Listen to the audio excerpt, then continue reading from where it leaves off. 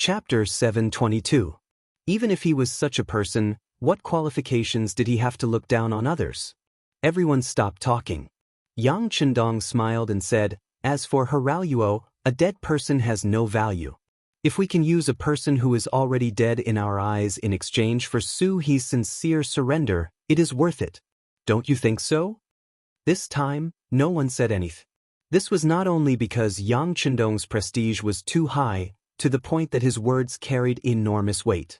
More importantly, what he said was indeed very reasonable, making it difficult for everyone to find a place to refute. Because Yang Chendong expressed his opinion, the matter was settled. He immediately let the scouts return to the first city and bring Haraluo to the battlefield. Yang Chendong also made the decision to go to the Tatar cavalry army to see Su He personally. Naturally, some people showed concerns about this decision, but Yang Chendong said that he had confidence in the Black Knights. In addition, the mercenaries could press to the front line. Once they found that the situation was not right, they could immediately launch a general attack. Finally, the other officers could not say anything. The scout left quickly and returned quickly as well. After only a day and a half, Haraluo was brought in front of Yang Chendong. Compared to the last time they met, this person was slightly embarrassed. It should be because he had not washed his face for a few days. He gave people the feeling that he was very listless. "Come, fetch water for him to wash his face and get him a set of clean clothes to change into." Yang Chendong just casually glanced at Haraluo, then looked away. If such a small person was not still useful now, perhaps he would not take a second look at him in his life.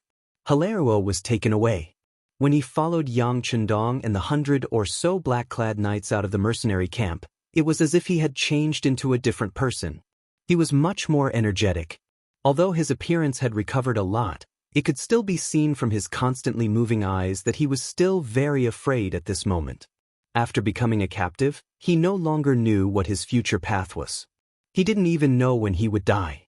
Under this shadow, he didn't dare to say anything. Once he noticed that the surrounding black-clad soldiers were looking at him, he tried his best to put on a flattering smile to curry favor. To Haraluo's horror, he was surprised to find that after leaving the mercenary camp, they were actually heading towards the Tatar army. He carefully looked at the Black Knights beside him. There were only a little more than 100 of them. He really couldn't understand. Would such a small number of people really dare to bring him to the Tatar cavalry's camp? Could this be the so-called boldness of the skilled? While thinking, Yang Chendong led more than 100 Black Knights through the ceasefire battlefield, heading straight for the Tatar camp. Along the way, they saw many Tatar cavalry who were hesitating whether to surrender or not. When they saw Yang Chendong and the 100 Black Knights, their eyes were also filled with shock and confusion.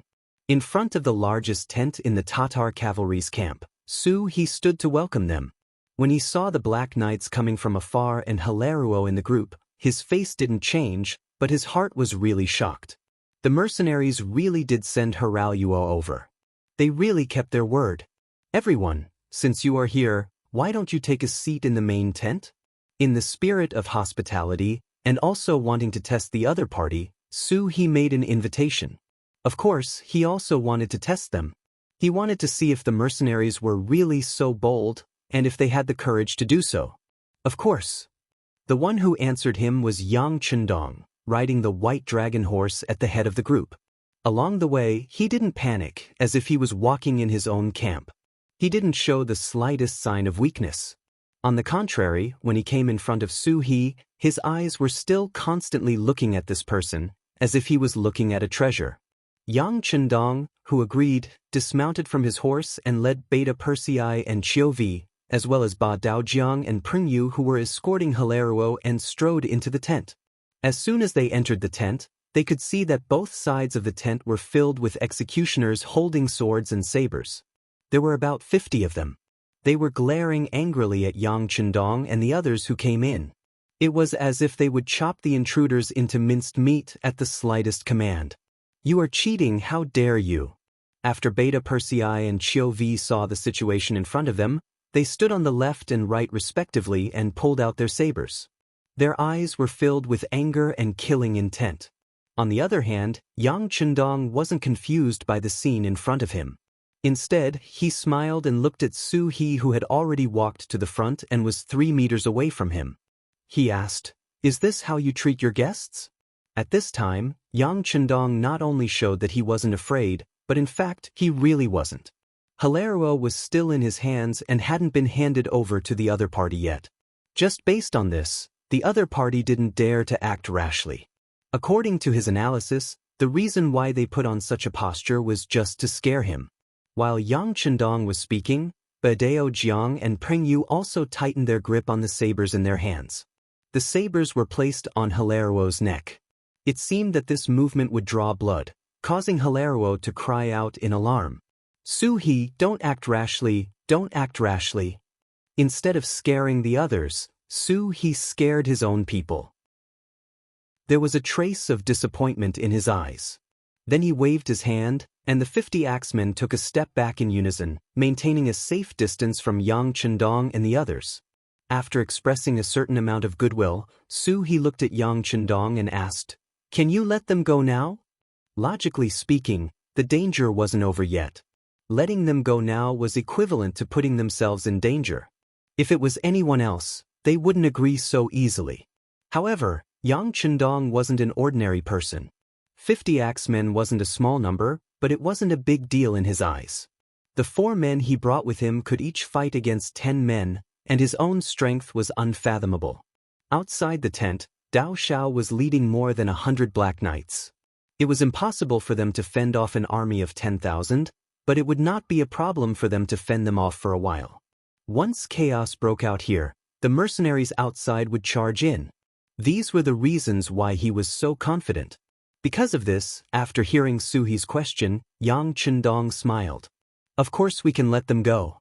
I originally wanted to give them to you. Come, let young Master Hilarion go."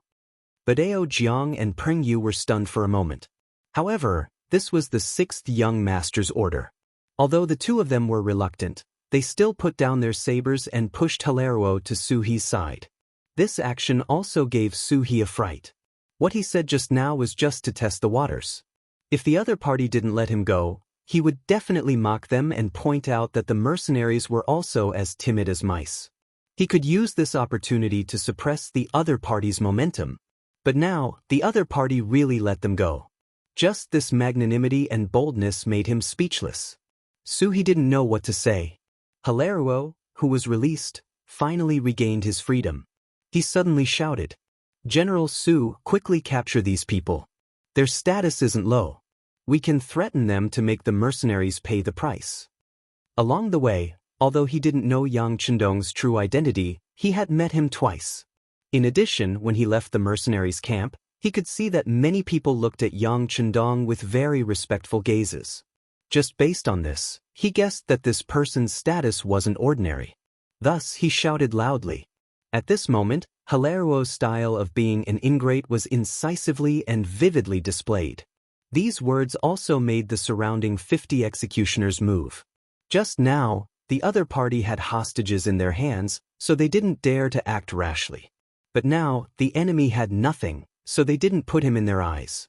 Hilarion's shout also made Beta Persei, Chio V, and the other 2 become very nervous.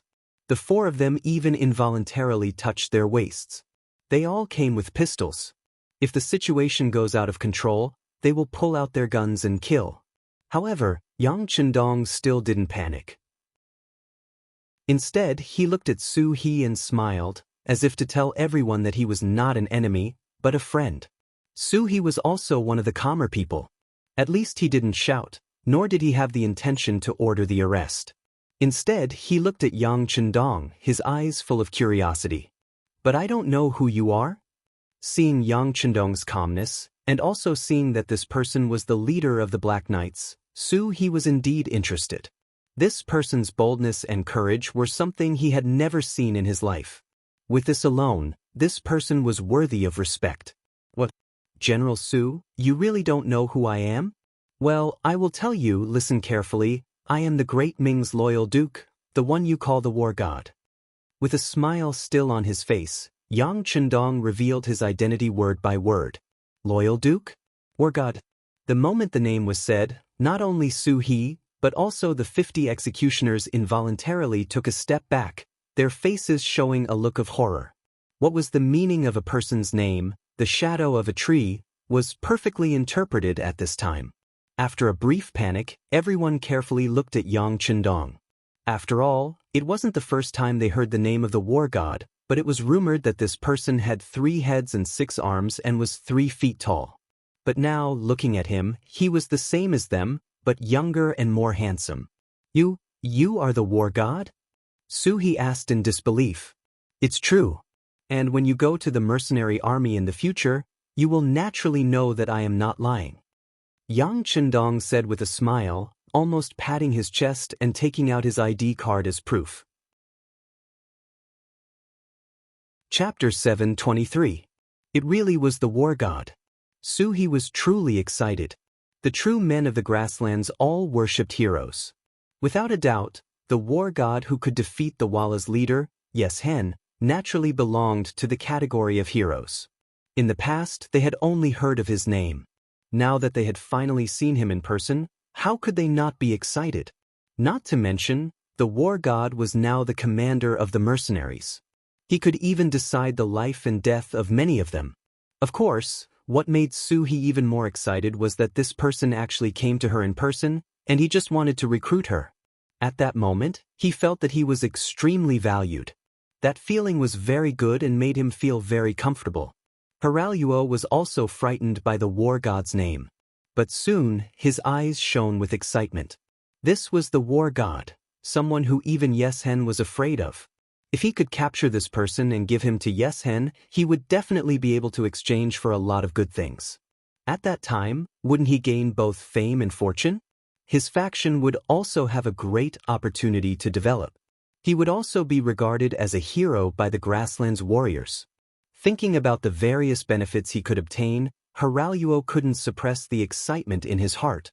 He shouted at the executioners in the tent, "What are you all standing there for? Hurry up and capture him. This is a great contribution." His voice was shouted out, and the crowd of executioners were also moved. But no one moved. Instead, they all looked at Suhi. Suhi was the commander here. They could only listen to his orders. Seeing that no one moved and instead looked at Suhi, Haraluo was unhappy. He said with a dark face, "Did you not hear what I said? Let me tell you, if you don't listen, I will hand you over to my father. At that time, even Suhi won't be able to protect you." Poor Haraluo, he still didn't know that his father had already escaped with 3,000 cavalry. He thought that no one could stop him from doing anything with his father's name. Haraluo had exposed his true face. This made Suhi very unhappy. The war god was willing to take the risk alone. This was a display of courage and wisdom, but how could it not be that he trusted himself? Although he also wanted to defeat the battle god, that would bring him both fame and fortune. However, if he wanted to defeat them, he would have to defeat them fair and square on the battlefield. He would not have to resort to petty tricks and use the other party's trust to make a move. If he did that, he would not be a hero. In fact, he would be worse than a coward. That's enough. Suddenly, Suhi roared and stopped Haraluo's shouting. He then cupped his fists and said to Yang Chendong, "So it's the battle god. Sorry for the disrespect." Yang Chendong was very satisfied with Suhi's performance. The fact that the other party didn't make a move was enough to prove that he was a straightforward and upright man. Such a person was always worthy of others' trust. He smiled and said, "It's fine. I've admired General Su's talent for a long time. How about it? You gave me the conditions to send Haraluo back. Not only did I send him back, but I also appeared here personally. Does this count as showing enough sincerity?" He took the opportunity to state his purpose. These words caused Suhi's face to turn red. If he had only wanted to test the sincerity of the mercenaries before, the other party's performance was too good. It was so good that he had nothing to say. As a man, once a promise is made, even 4 horses cannot go back on it. Suhi was moved by Yang Chendong's sincerity. He immediately cupped his fists and said, "Battle god, I, Suhi, am very difficult to convince others, but I truly submit to you. From now on, Suhi is willing to serve by your side." Please accept me. As he spoke, he knelt on the ground. Suhi finally lowered his head.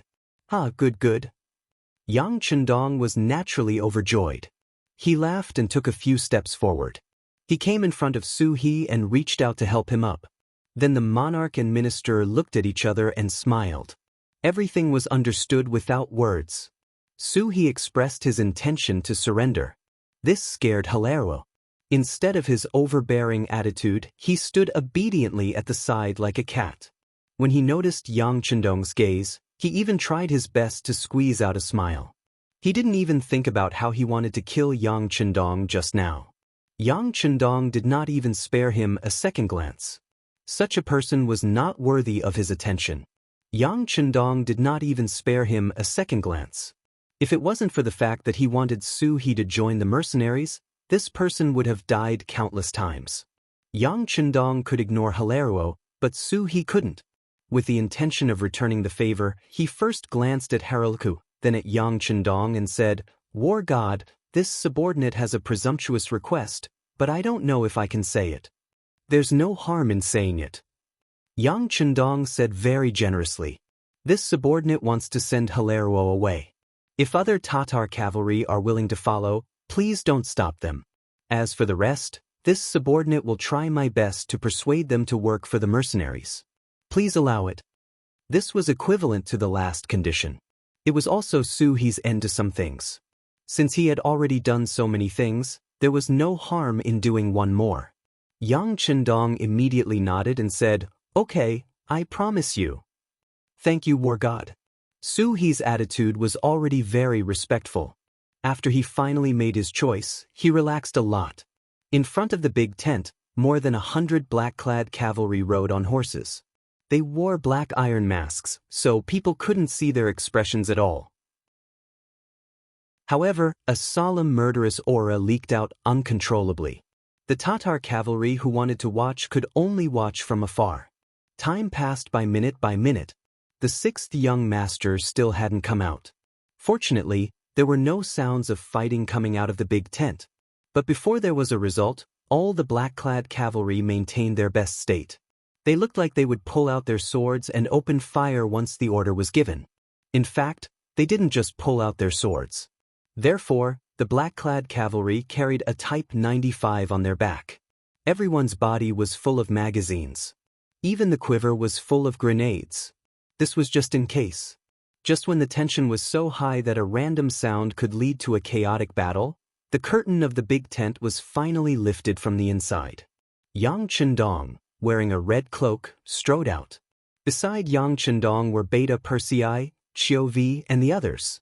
Compared to when he went in, there was one more person beside him, Suhi.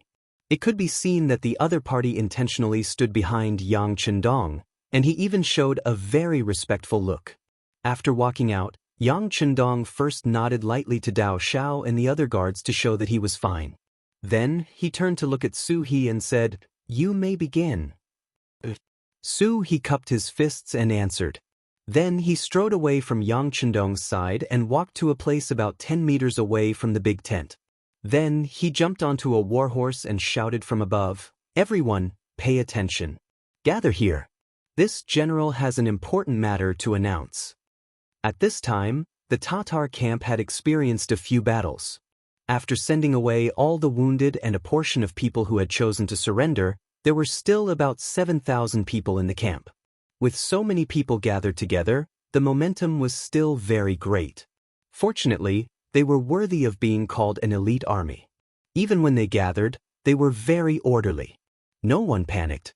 Everyone stood in an orderly manner, either close or far away. However, their eyes were all on Suhi, waiting for the general's next order. After about the time it took for an incense stick to burn, the camp was once again safe. There were already very few people who continued to walk around. Suhi's shout finally rang out, and that resounding voice also reached the ears of every soldier. "I am Suhi. I have already made the decision to surrender and join the mercenary army. Brothers, if you believe in me, then please join me for a brand new beginning."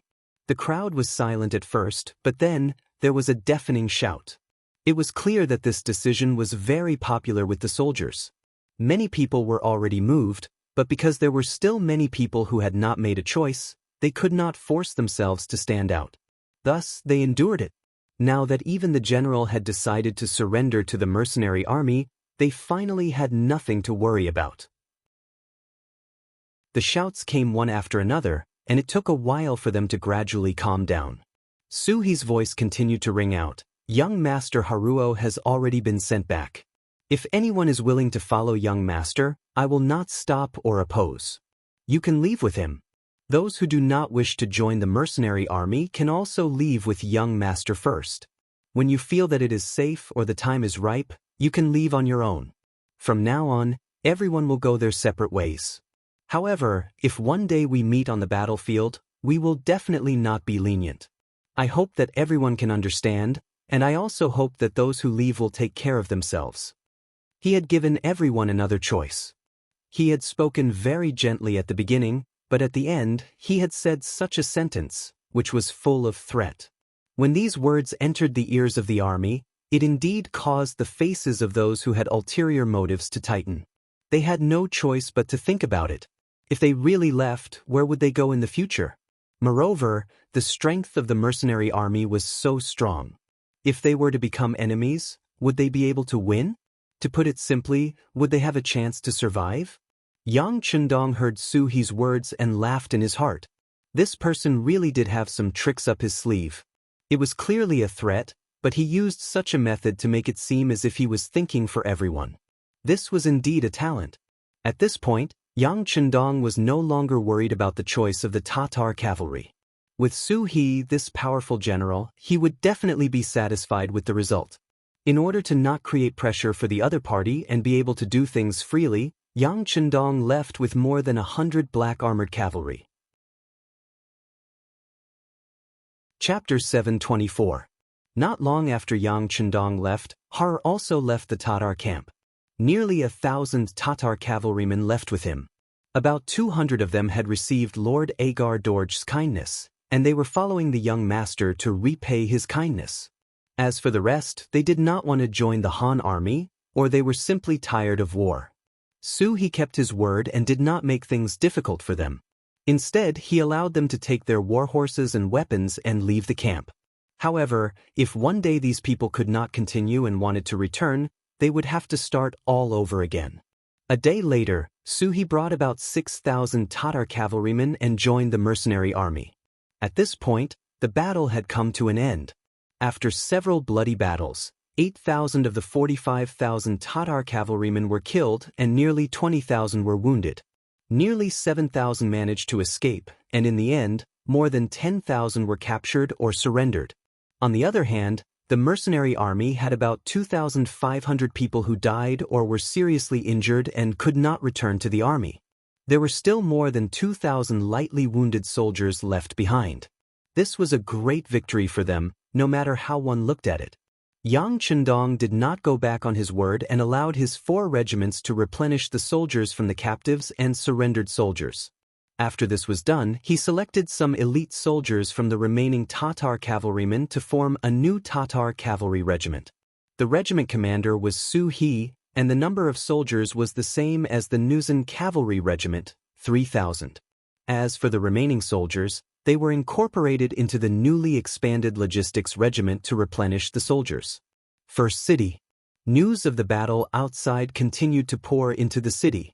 The biggest change was that one could see captured Tatar cavalrymen and injured Tatar cavalrymen being sent into the city almost every day. Every time they appeared, the people in the city would talk about it.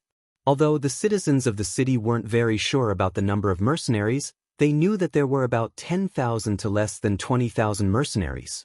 Facing 45,000 elite Tatar cavalrymen with less than 20,000 people, many people were worried at the beginning. After all, the difference in strength was too great.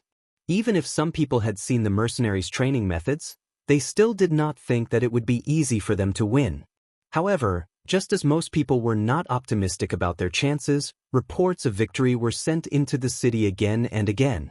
Under intentional propaganda, the more than 10,000 people in the city were clearly aware of the situation at the front lines, as well as how much the mercenaries had obtained in each battle. Seeing that they had won one battle after another, the people in the city were encouraged. They had more confidence in the mercenaries and were more determined to live in the city. Of course, there were two sides to everything. Some people were happy while others were unhappy. For example, some of the grassland youths in the city who wanted to join the mercenary army. They thought that if the front line was tight, they would have a chance to quickly rise and become a member of the mercenary army. However, news of victory kept coming in, especially when a large number of captives and wounded were sent into the city and passed through the streets in front of them. They couldn't help but start to worry. With so many captives, would the mercenaries choose to conscript? Would they still have a chance to join the army and create a better future? Amidst such worries, even better news came. Agar Dorj escaped, and the Tatar army was defeated. General Su he finally chose to surrender and joined the mercenary army. The beginning city was safe. It was safe.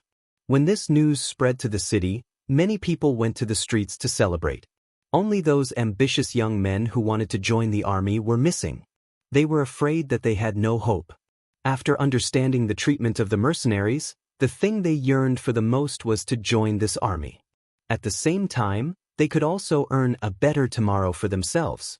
After discussing, they gathered together and decided in private that when the god of war returned from the front line, they would jointly request to join the mercenary army and ask the god of war to give them an explanation and a chance. Because so many people gathered, such a matter could not be hidden from the members of the security bureau in the city. At first, they thought that something big was going to happen. However, after understanding the matter, they did not know whether to laugh or cry. In the end, they reported the matter to the director of the security bureau in the beginning city, who was also in charge of intelligence in the grassland, Feng Liang. Feng Liang was one of the old people in the security bureau. When it was first established, he was chosen by the director, Yang San, and transferred to his command. Facts also proved that Director Yang San's judgment of people was still very accurate. Feng Liang withstood strict training, and after becoming an official member, he performed well and completed several difficult jobs in succession. Finally, he became a marquis and the person in charge of the security bureau in the grassland. This time, the beginning city was newly built, so it naturally needed some elite soldiers to assist. Feng Liang came here again and was responsible for the intelligence and security work in the city. He had also spent a lot of time walking through the streets and alleys of the beginning city. He knew the situation and terrain of the city like the back of his hand. Under Feng Liang's efforts, the security bureau in the city was successfully established. Its members were scattered all over the city to ensure that no matter what happened, no one would be able to escape their eyes. This time, so many young and strong grassland men suddenly gathered together. How could they escape his eyes and ears? He hurriedly sent people to inquire about and understand the situation. In the end, he got such a result, which made him feel like he did not know what to say. Logically speaking, it was a good thing that the young man wanted to join the army. At least it proved that the army was popular. This was what many forces and armies wanted to see. However, the mercenary army paid attention to the elite route of a strong army. The sixth young master personally said that he did not ask for the number of mercenaries. He only needed them to have enough combat power. Only in this way would the treatment of soldiers be higher, and they would be more flexible and mobile in the war. As a result, the pressure on the logistical support would also be much less. The route of a strong army had proven its feasibility with facts. Since the establishment of the mercenary army, which time did they not win with fewer people? It was also because of the small number of troops that they were more flexible and mobile when they fought the war. Feng Liang, who understood this policy very well, could understand the feelings of these young and strong grassland men. He could also feel the benefits of the sixth young master's policy. For a moment, he was caught in a dilemma. Since he knew what the request of these young and strong men was, there was no need to let them meet the sixth young master. This kind of small matter could be solved by him. How about this? Choose a few representatives from these young men who want to join the army. I will meet them alone. After some consideration, Feng Liang came up with a solution. That was to use the militia to solve the problem at hand. This way, They would not need to take up the quota and resources of the mercenary army. It should be the best of both worlds. All they needed to do was to pay a certain amount of silver every month. In order to build an intelligence network, the thing that the Security Bureau did not lack the least was silver. This amount of silver was still something they could solve. Feng Liang made a decision. He even imitated the model of establishing the militia and reserve in Chichen City. This solution was indeed effective. After meeting the representatives in private, the two sides reached an agreement to allow these men to enter the ranks of the militia of the first city. As long as they had the opportunity to pass the assessment, they would be able to enter the regular frontline combat forces. Before that, what they needed to do was to be responsible for the security in the beginning city. Once they found any suspicious people, they could keep an eye on them. If necessary, they could inform the army in the city and cooperate with them to suppress the enemy. After doing this, not only could they get a reasonable name for law enforcement, but more importantly, they could also get some silver every month. It was tentatively set at 2 taels of silver every month. There would be an additional reward for meritorious service. 2 taels of silver was naturally nothing in front of the regular mercenary army. However, for ordinary people, it was already an income. At this moment, both sides were very satisfied. A gathering of people that needed to trouble Yang Chendong was declared over before it happened. What was even more unexpected was that it did not take long for these grassland men, who were persuaded by Feng Liang to join the militia, to really make a great contribution. Yang Chendong, who had safely returned to the city, did not know about everything that Feng Liang had done in private. However, these things would be formed into a secret document and sent to him for review. However, no one knew whether he would value it or not. For example, Yang Chendong did not pay attention to the matter reported by Feng Liang. Instead, he focused on the eastern area of the beginning city. The scouts had sent back news that the 3 divisions of the Lung Feng division were already on their way to transport the goods from Chichen City that had just been received from Seatown. They would be able to rush back to the beginning city in, at most, 2 days. The previous battle was just to establish his prestige and to stabilize his foothold. Now, it seemed that everything was going smoothly. After this battle, not only did he show his prestige, but he also strengthened the army. This also gave Yang Chendong more confidence. Whether it was to defend the city or to fight, he also had more choices. However, if one wanted to conquer a place, war was only one of the methods. Another important method was economic occupation. As long as one controlled the economy of a place, it was equivalent to controlling its artery. Only then would one's influence be more far-reaching and one would be more powerful. Among the goods transported by the 3 divisions of the Lung Feng division, there were many goods that were hard currencies. This was also a good opportunity to strengthen the economic strength of the beginning city again. This was also something that Yang Chendong valued very much.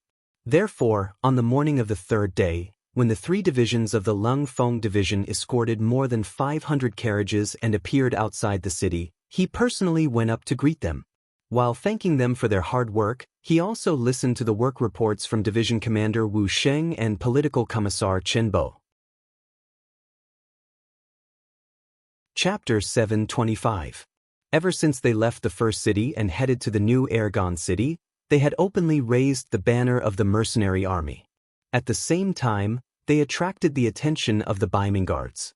Then, at the downstream of the Songhua River, outside the Jianzhou left guard, they had a big battle with the 3,000 cavalrymen of the Baiming guards and won a great victory.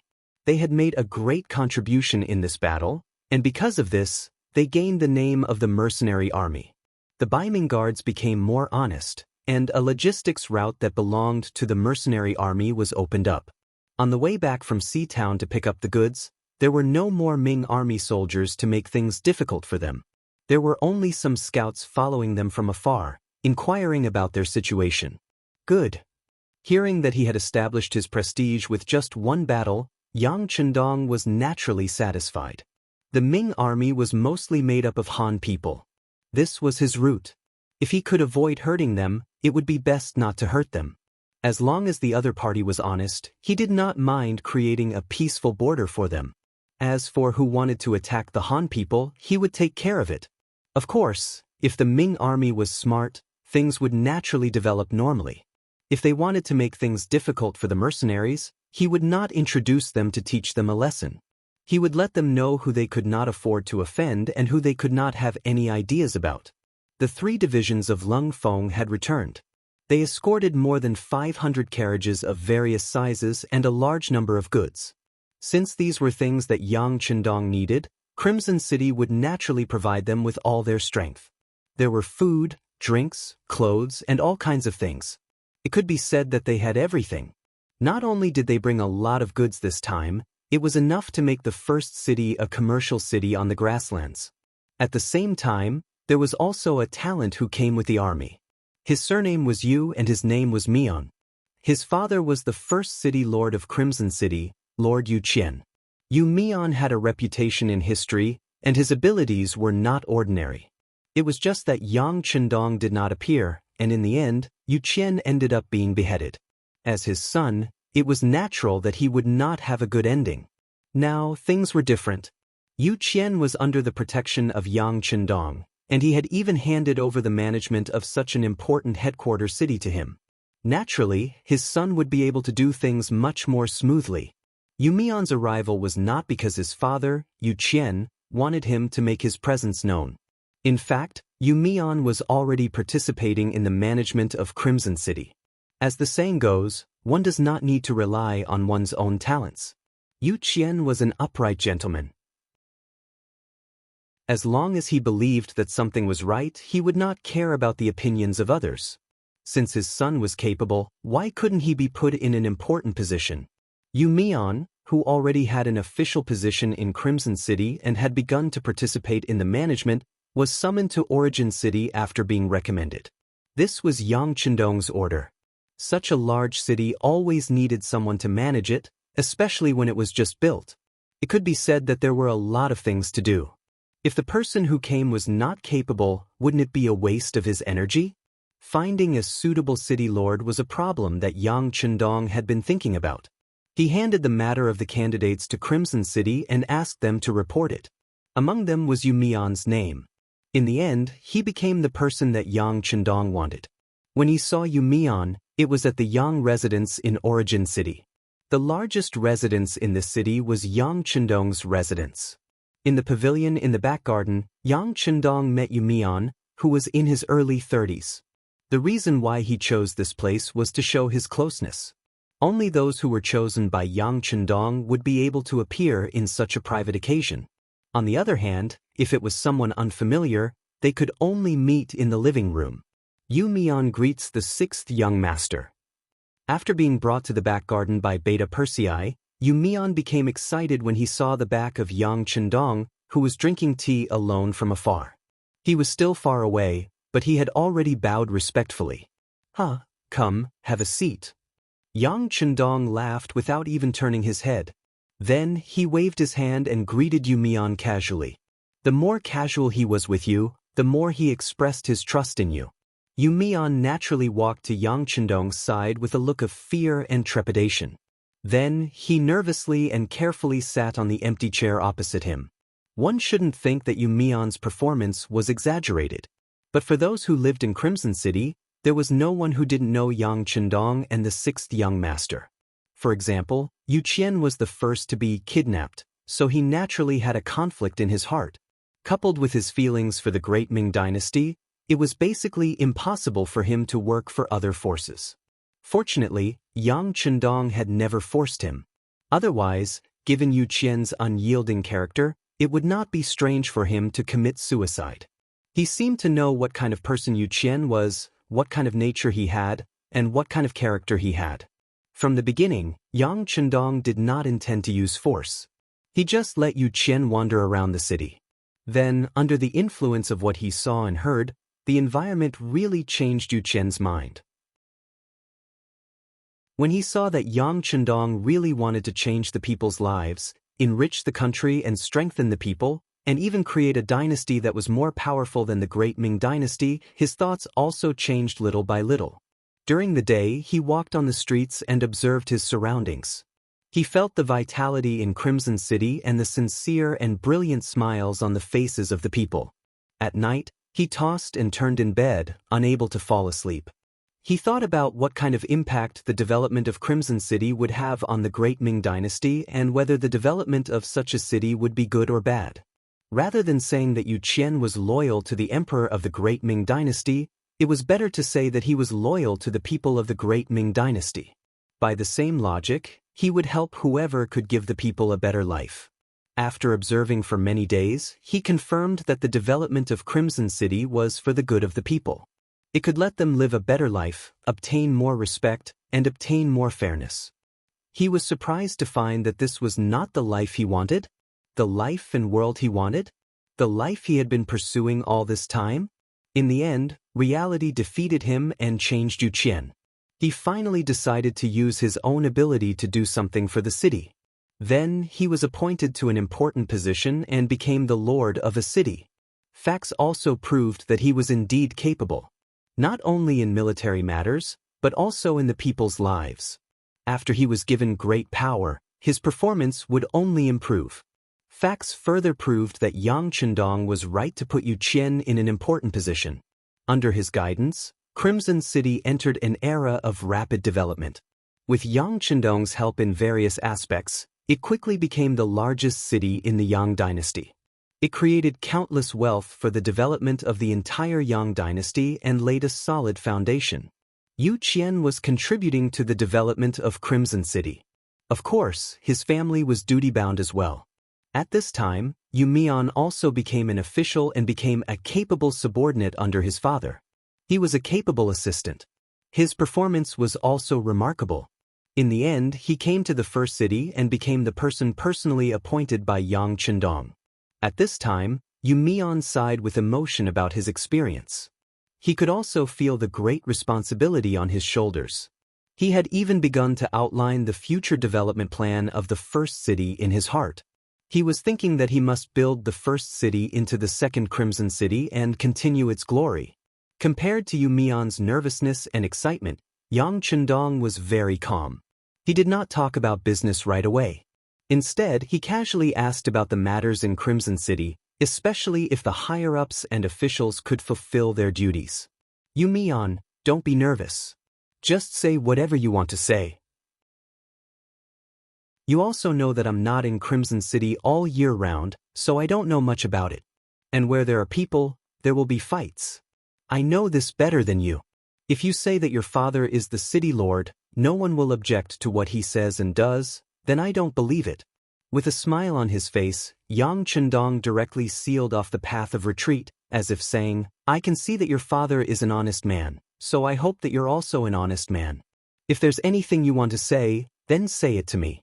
Originally, he wanted to sing praises for Crimson City, but suddenly, after Yang Chendong said this, Yu Mian knew that he could hold back those words in his stomach. But at the same time, he was very happy that the sixth young master was so considerate of him.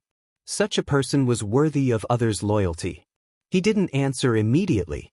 Instead, he thought for a while before saying, Sixth young master, just as you said, there will be fights where there are people. The higher-ups in Crimson City are indeed not a tight group. There are some people who have doubts about my father's decisions. But all in all, this is just a difference in opinion and a desire for power. At least up to now, no one has caused any major trouble. After all, with sixth young master's reputation and the security bureau's people secretly watching, as well as the Special Inspector Bureau's Lord Shinyu's guarantee on the surface, everything is still peaceful. Yu Mian was being careful and polite, and what he reported was all good news. However, Yang Chendong was not an ordinary person. He could still hear the hidden meaning in his words. Even if everything was peaceful now, it was unknown what would happen in the future. What's going on? Tell me the details. This time, Yang Chendong had already put away his smile, and his expression became much more serious. If he didn't do this, he was afraid that it wouldn't be enough to make Yu Mian tell the truth. It's fine. Yu Mian seemed to want to say something, but in the end, he shut his mouth. And this had already angered Yang Chendong. All right, you can rest for now. In a few days, there will be a carriage that will go to Sea Town to pick up supplies. You can go back to Crimson City with the carriage. After saying this, Yang Chendong slowly stood up. Since Yu Mian didn't want to tell him the truth, he would let him go back. There was no need for him to stay by his side if he couldn't confide in him, let alone hand over such an important city like the first city to him. Chapter 726. He actually asked him to go back. This was obviously a sign of anger. Yu Mian was frightened at this moment. When he came, many people's eyes were red with jealousy. His father had high hopes for him, hoping that he would be able to gain a foothold in the origin city and create a glory similar to the Crimson City. Even when he left, he patted his chest and almost made a military order. It could be said that his family had given him too much hope for his arrival. But now, he was actually going to return empty-handed. One could imagine what would happen if he didn't do anything and went back with his tail between his legs. At that time, not to mention himself, even his father would be implicated. Then he would become the true sinner of the Yu family. The consequences would be unimaginable and unimaginable. Yu Mian waited for Yang Chendong to leave the pavilion. Just as he was about to leave, he suddenly shouted, "Sixth young master, please wait a moment." Stopping in his tracks, Yang Chendong turned around. "What is it? Do you have something to tell me?" "Yes. Yes." This time, Yu Mian lowered his head. Regardless of whether he was willing or not, he had no choice now. "Then speak." Yang Chendong's expression was calm.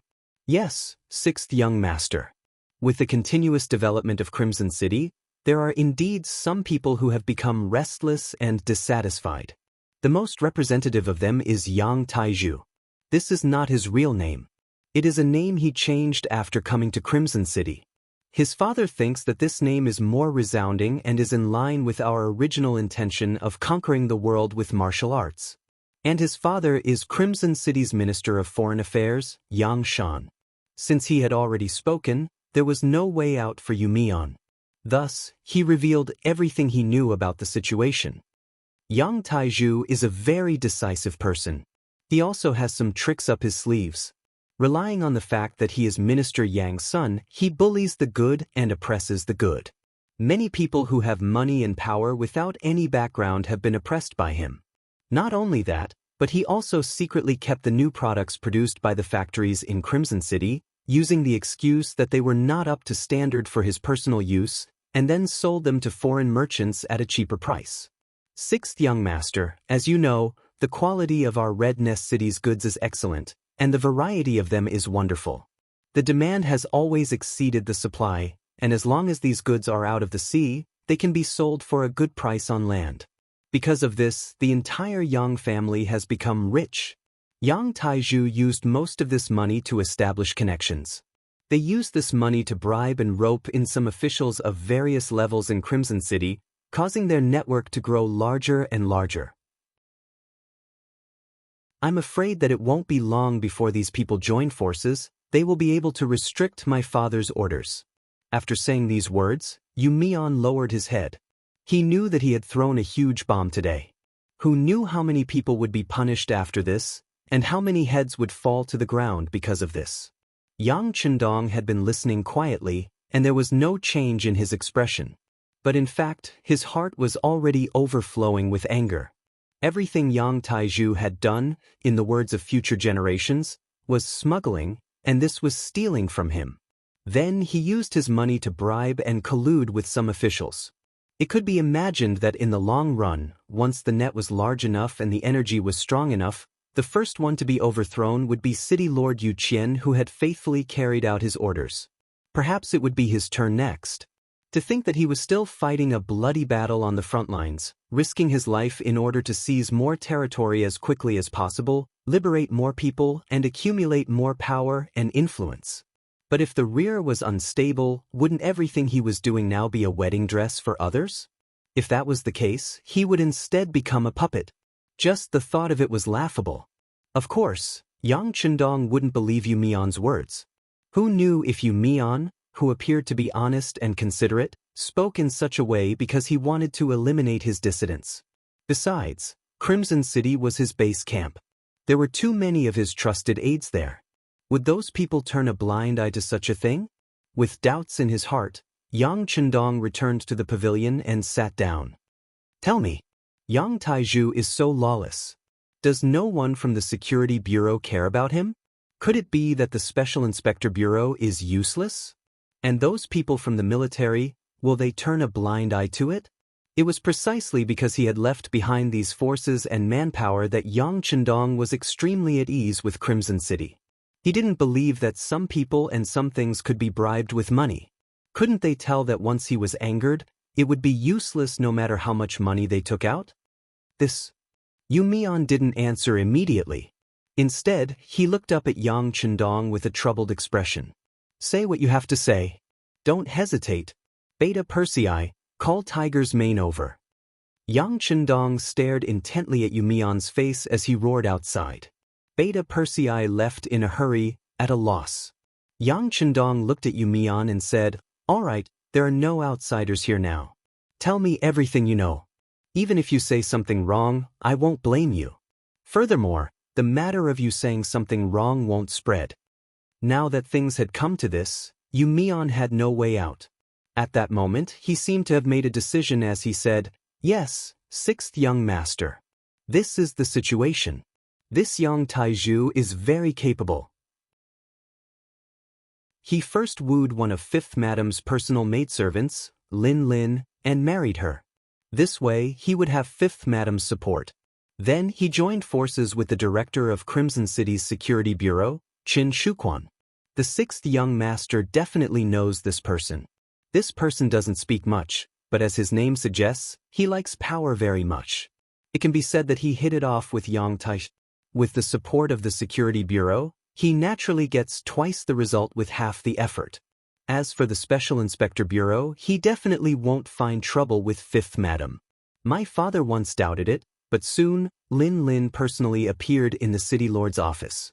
After that, I heard from my father that Lin Lin said that the entire Crimson City belongs to the Yang family. The Yang family's madam only took some money from her family. Is there a need to inform outsiders and use outsiders to criticize her? There's no need to talk about the military. Now that there's a political department, Lung Song and Commander Gao Xiong are thinking of how to compete with them. How could he possibly intervene in the local affairs? Wouldn't that be handing over his weakness to others? Therefore, they simply turn a blind eye. As for the other officials, they don't dare to interfere. With the idea that mortals suffer when immortals fight, they hide as much as they can. As long as these people don't provoke them, they will also turn a blind eye.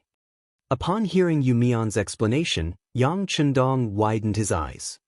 No one dares to interfere. Didn't the Luan family do anything? Luan Xiaoyu is my future sixth madam. Didn't she stand up? It could be heard that although this was a questioning voice, there was a hint of trembling in his voice. It was unknown if it was because of anger or disappointment. Sixth madam? Ever since you left Crimson City, Sixth Madam led the publicity team to perform for the nearly 5 million Han people. She said that she wanted to change the views and mentality of these people as soon as possible, so she hasn't been in Crimson City. And these things have only happened in the past few months. Sixth Madam doesn't know about it. Yu Mian knew that this was very likely related to a girl's future happiness and the future of a large family. Of course, he had to explain it clearly. Upon hearing this, Yang Chendong's expression looked better, but soon he sneered. The Yang family's money is indeed used by the family. There's no need for outsiders to interfere, but the problem is that she's just a maidservant. What right does she have to represent Fifth Madam? For this matter, did Fifth Madam really show up? Yu Mian thought for a while and shook his head. Probably not. At least, Fifth Madam didn't say anything to my father. Then this Lin Lin acted on her own accord. But Fifth Madam didn't use people to investigate. She is also responsible. Yang Chendong said. This was equivalent to settling the matter. He really didn't expect that such a thing would happen in Crimson City. If not for the fact that he happened to talk to Yu Mian today and discovered some clues, he was afraid that this matter would only get bigger and bigger, and one day, it would become an unsolvable problem. It seems that some people are used to living a peaceful life. They have forgotten what it's like to lick blood on the blade. If that's the case, then don't blame me for being heartless.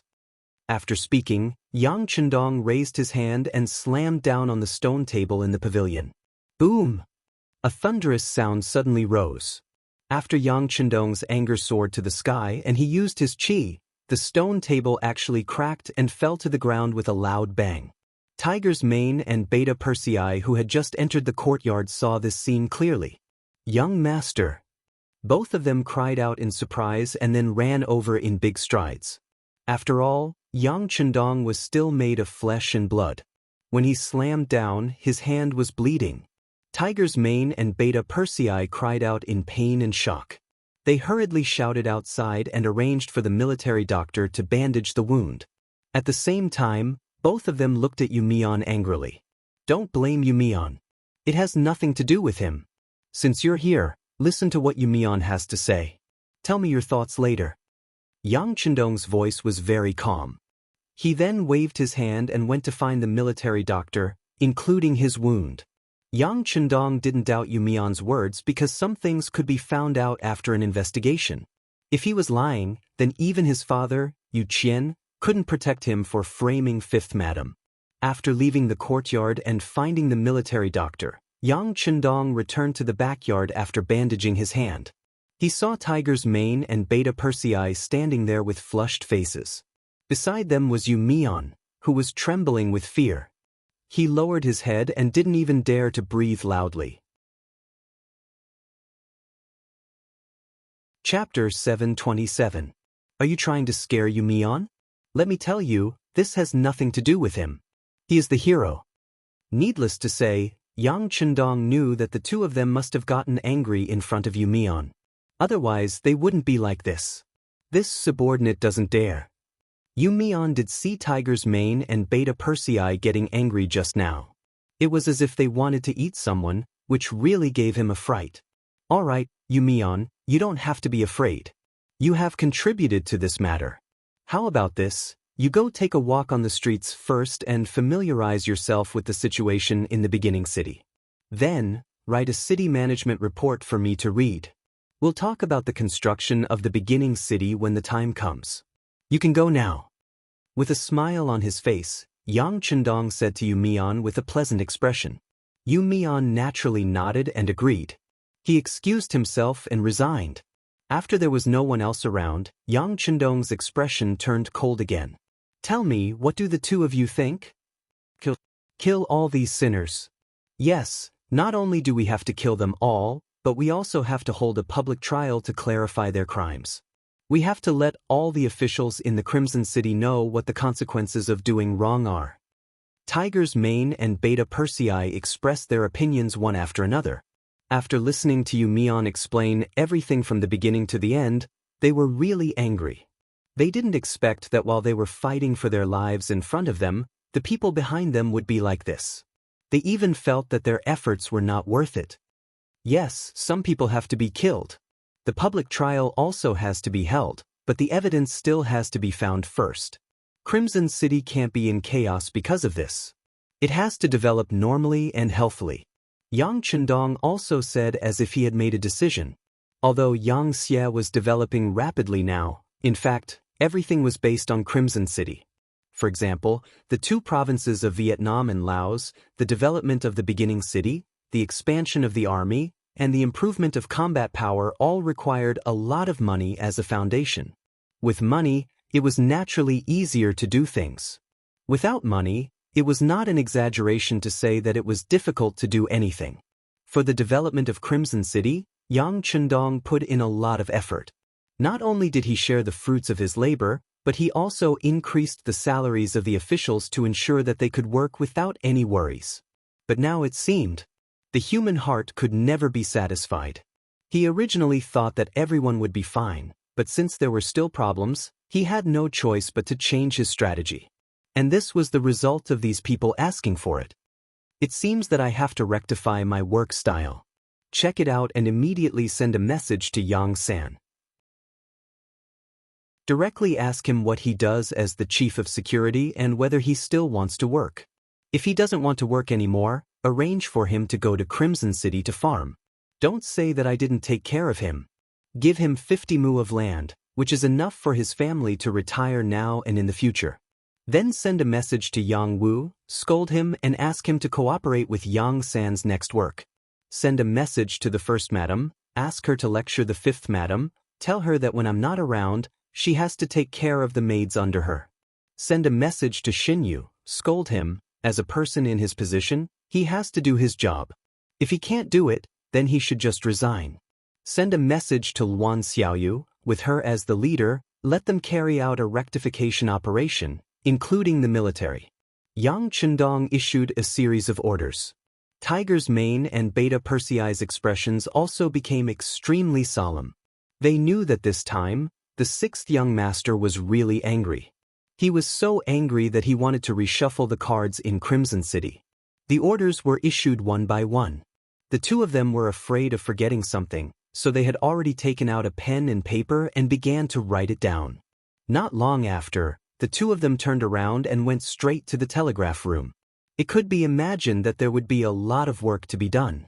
After arranging everything, Yang Chendong became relaxed. He walked towards the military supplies that were delivered. This time, there were a lot of commercial goods. He wanted to carry out commercial activities in the first city, so he also wanted to build a commercial street here. Reality told him that he couldn't put all his eggs in one basket. He still had to make multiple preparations. It would be best if the city below could be self-sufficient. In this way, even if there was a problem in one of the links, it would not affect the overall situation. In the following time, Yang Chendong found Yumian.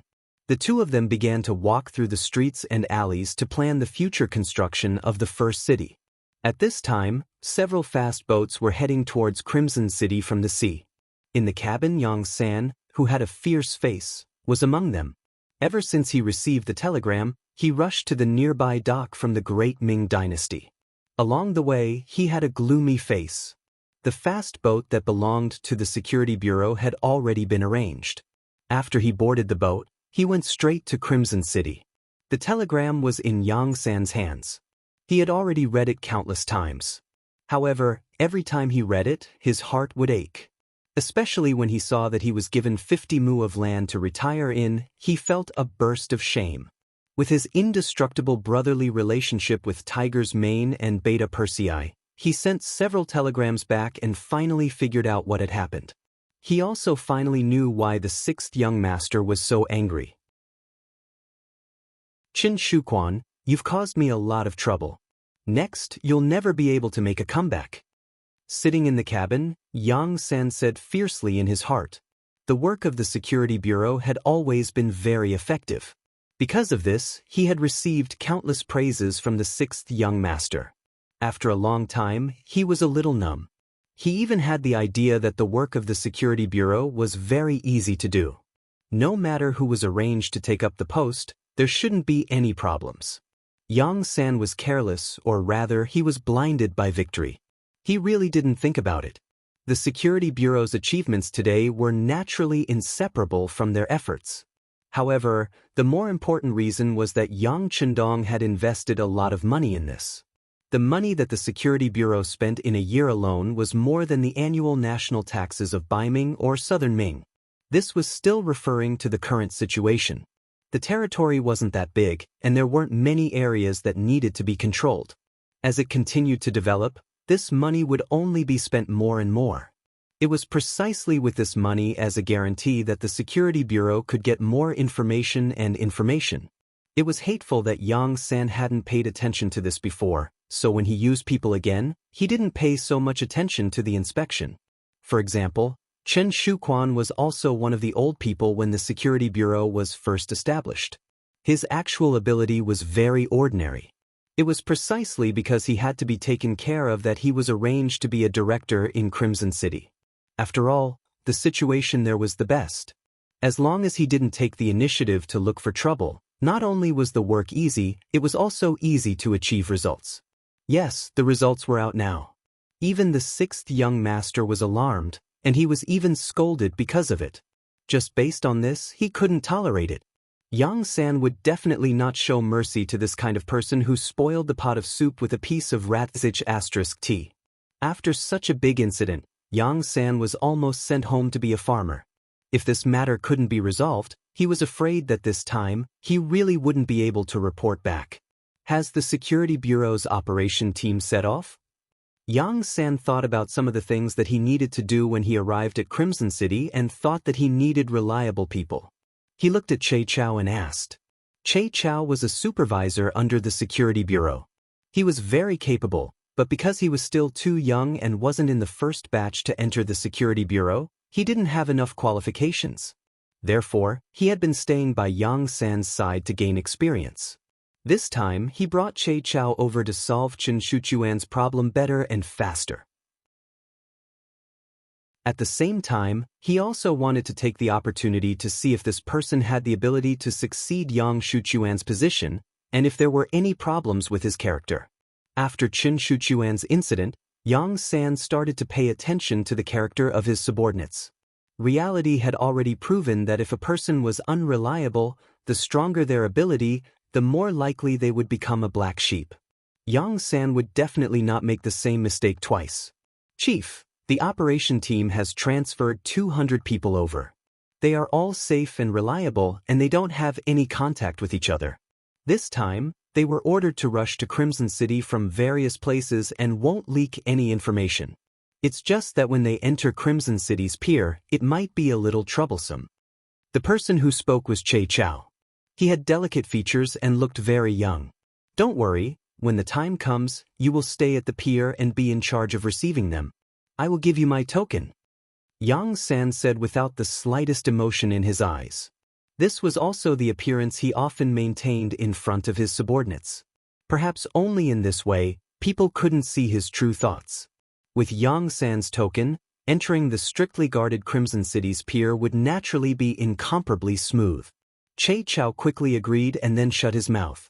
Until now, he still didn't know why he suddenly returned to Crimson City, but his intuition told him that there must be some secret mission because if there was a shortage of manpower, there was a Security Bureau branch in Crimson City, and there were quite a number of people there. However, not informing them seemed to indicate a lot of problems. After Yang San asked these questions, he fell back into a state of meditation. He was already planning his every move after entering Crimson City. This time, he didn't want to rely on others. He wanted to personally investigate Chen Shuchuan's problem. If everything was like what the sixth young master said in the telegram, he would solve it according to the family law and cut off this malignant tumor of the Security Bureau with his own hands. Crimson City. It was still incomparably bustling. Even when the sky was dark, the main streets were already brightly lit. In the Great Ming Dynasty, kerosene lamps were still used, and the palace ministers only used candles. Just this point alone was many times better than before. As the citizens of Crimson City, they were also the first to enjoy the benefits of modern electrical industry. Meanwhile, in a courtyard that was known as the Street of Light, some people were doing shady things. Chapter 728. In a secret room, there were only 2 people sitting inside. There was tea and some snacks on the table. Brother Chen, this time Yu Mian went over there. Who knows what he might say? I have to say that you're still too careful. If you did as I said, you should just kill him. Wouldn't that solve the problem once and for all? A slender, handsome man with extremely thin lips took the lead to speak up. This person was Yang Taiju. With a father like Yang Shan and a good appearance, he was blessed by the heavens. It could be said that the heavens treated him well. As long as he behaved himself, he was destined to have a good life. Unfortunately, his ambition was too big, so big that it was beyond his ability. It was only a matter of time before he was destroyed. Sitting opposite Yang Tu was an ordinary-looking man. Even if such a person walked on the street, he wouldn't attract anyone's attention because he looked too ordinary. His height was ordinary, his facial features were ordinary, and there was nothing special about him. Such a person was suitable for an organization like the Security Bureau. No matter what, he didn't stand out. He was Chen Shuquan, the director of the Security Bureau in Crimson City. No. Chen Shuquan spoke. Yu Mian absolutely can't be killed. Not to mention that his father is Yu Qian. If something happens to him, it's impossible that no one will come to investigate. When the higher-ups call for this person, if we do this, wouldn't that be exposing ourselves? Yang Tiju also knew that killing Yu Mian at this time was a little too far-fetched, but for some reason he had a faint worry in his heart. Ordinary people didn't dare to casually talk about him, but this person had a father who was more powerful than him. Once he saw that person, he really couldn't predict what he would say. Sigh, it's too late to say anything now. I hope he'll be honest and not talk nonsense. Although Yang Tiju was saying words of comfort, his face was still nervous. Chen Shuchuan's ordinary face chuckled and said, "Brother Yang, you don't have to be too worried. Yu Mian isn't that stupid. Saying anything about us won't do him any good. Besides, he has no evidence of our crimes in his hands. Besides, although he has gone to the north, it is still unknown whether he will be able to see that person, or whether he will have the opportunity to meet him alone. Even if he dares to say anything, our security bureau will be the first to receive the news. At least until now, I haven't received any orders. You don't have to worry." With Brother Chen here, I am naturally not worried. Yang Taiju chuckled. Then, as if he had thought of something, he asked, "By the way, Brother Chen, do you think the security bureau will secretly arrange for other people to come to Crimson City?" "I don't think so," Chen Shuquan said confidently. "The director has a good relationship with me. He won't suspect me easily. If he really has any thoughts, he should ask me first. Even if he sends someone to investigate, he should inform me. Even if you don't inform me, my men are watching the docks day and night. It will be as difficult as ascending to the heavens for anyone who wants to get to the docks without being noticed." Chen Shuquan was indeed very confident. He was equally confident in his relationship with Yang San. Logically speaking, he was right. If it was just an ordinary person who complained, Yang San would really inform him beforehand. After all, suspecting a subordinate for no reason would only make the other brothers bitterly disappointed. But he forgot one thing. It depended on who was the one who complained. What if it was Yang Chendong who gave the order? Then it wouldn't be a complaint, but 100% execution of the order. If Yang Chendong gave the order, Yang San would definitely attract great attention. Not only that, but he would also have to do a good job. Even if there was no problem, he must provide evidence. Under such circumstances, how could Yang San inform Chen Shuquan about it? At this moment, it could only be said that Chen Shuquan was too confident, so confident that he was a little arrogant. It was a pity that no matter if it was Chen Shuquan or Yang Taiju, they didn't think too much about it. They only thought that even though Yang Chendong was formidable, to the extent of having an incomparable status in the entire Yang faction, in all of Crimson City, a person was a person, he wasn't a god, how could he possibly care about everything? Furthermore, they didn't do anything to betray Yang Xie. They were just using their power and status to earn more money. Was there anything wrong with that? Which dynasty, which family didn't use this opportunity to develop? What they did wasn't a big deal, so it wouldn't attract Yang Chendong's attention. Yu Mian's matters seemed to have come to an end here. Following that, the two of them talked about the Luan family. The Luan family was a special existence in the entire Crimson City.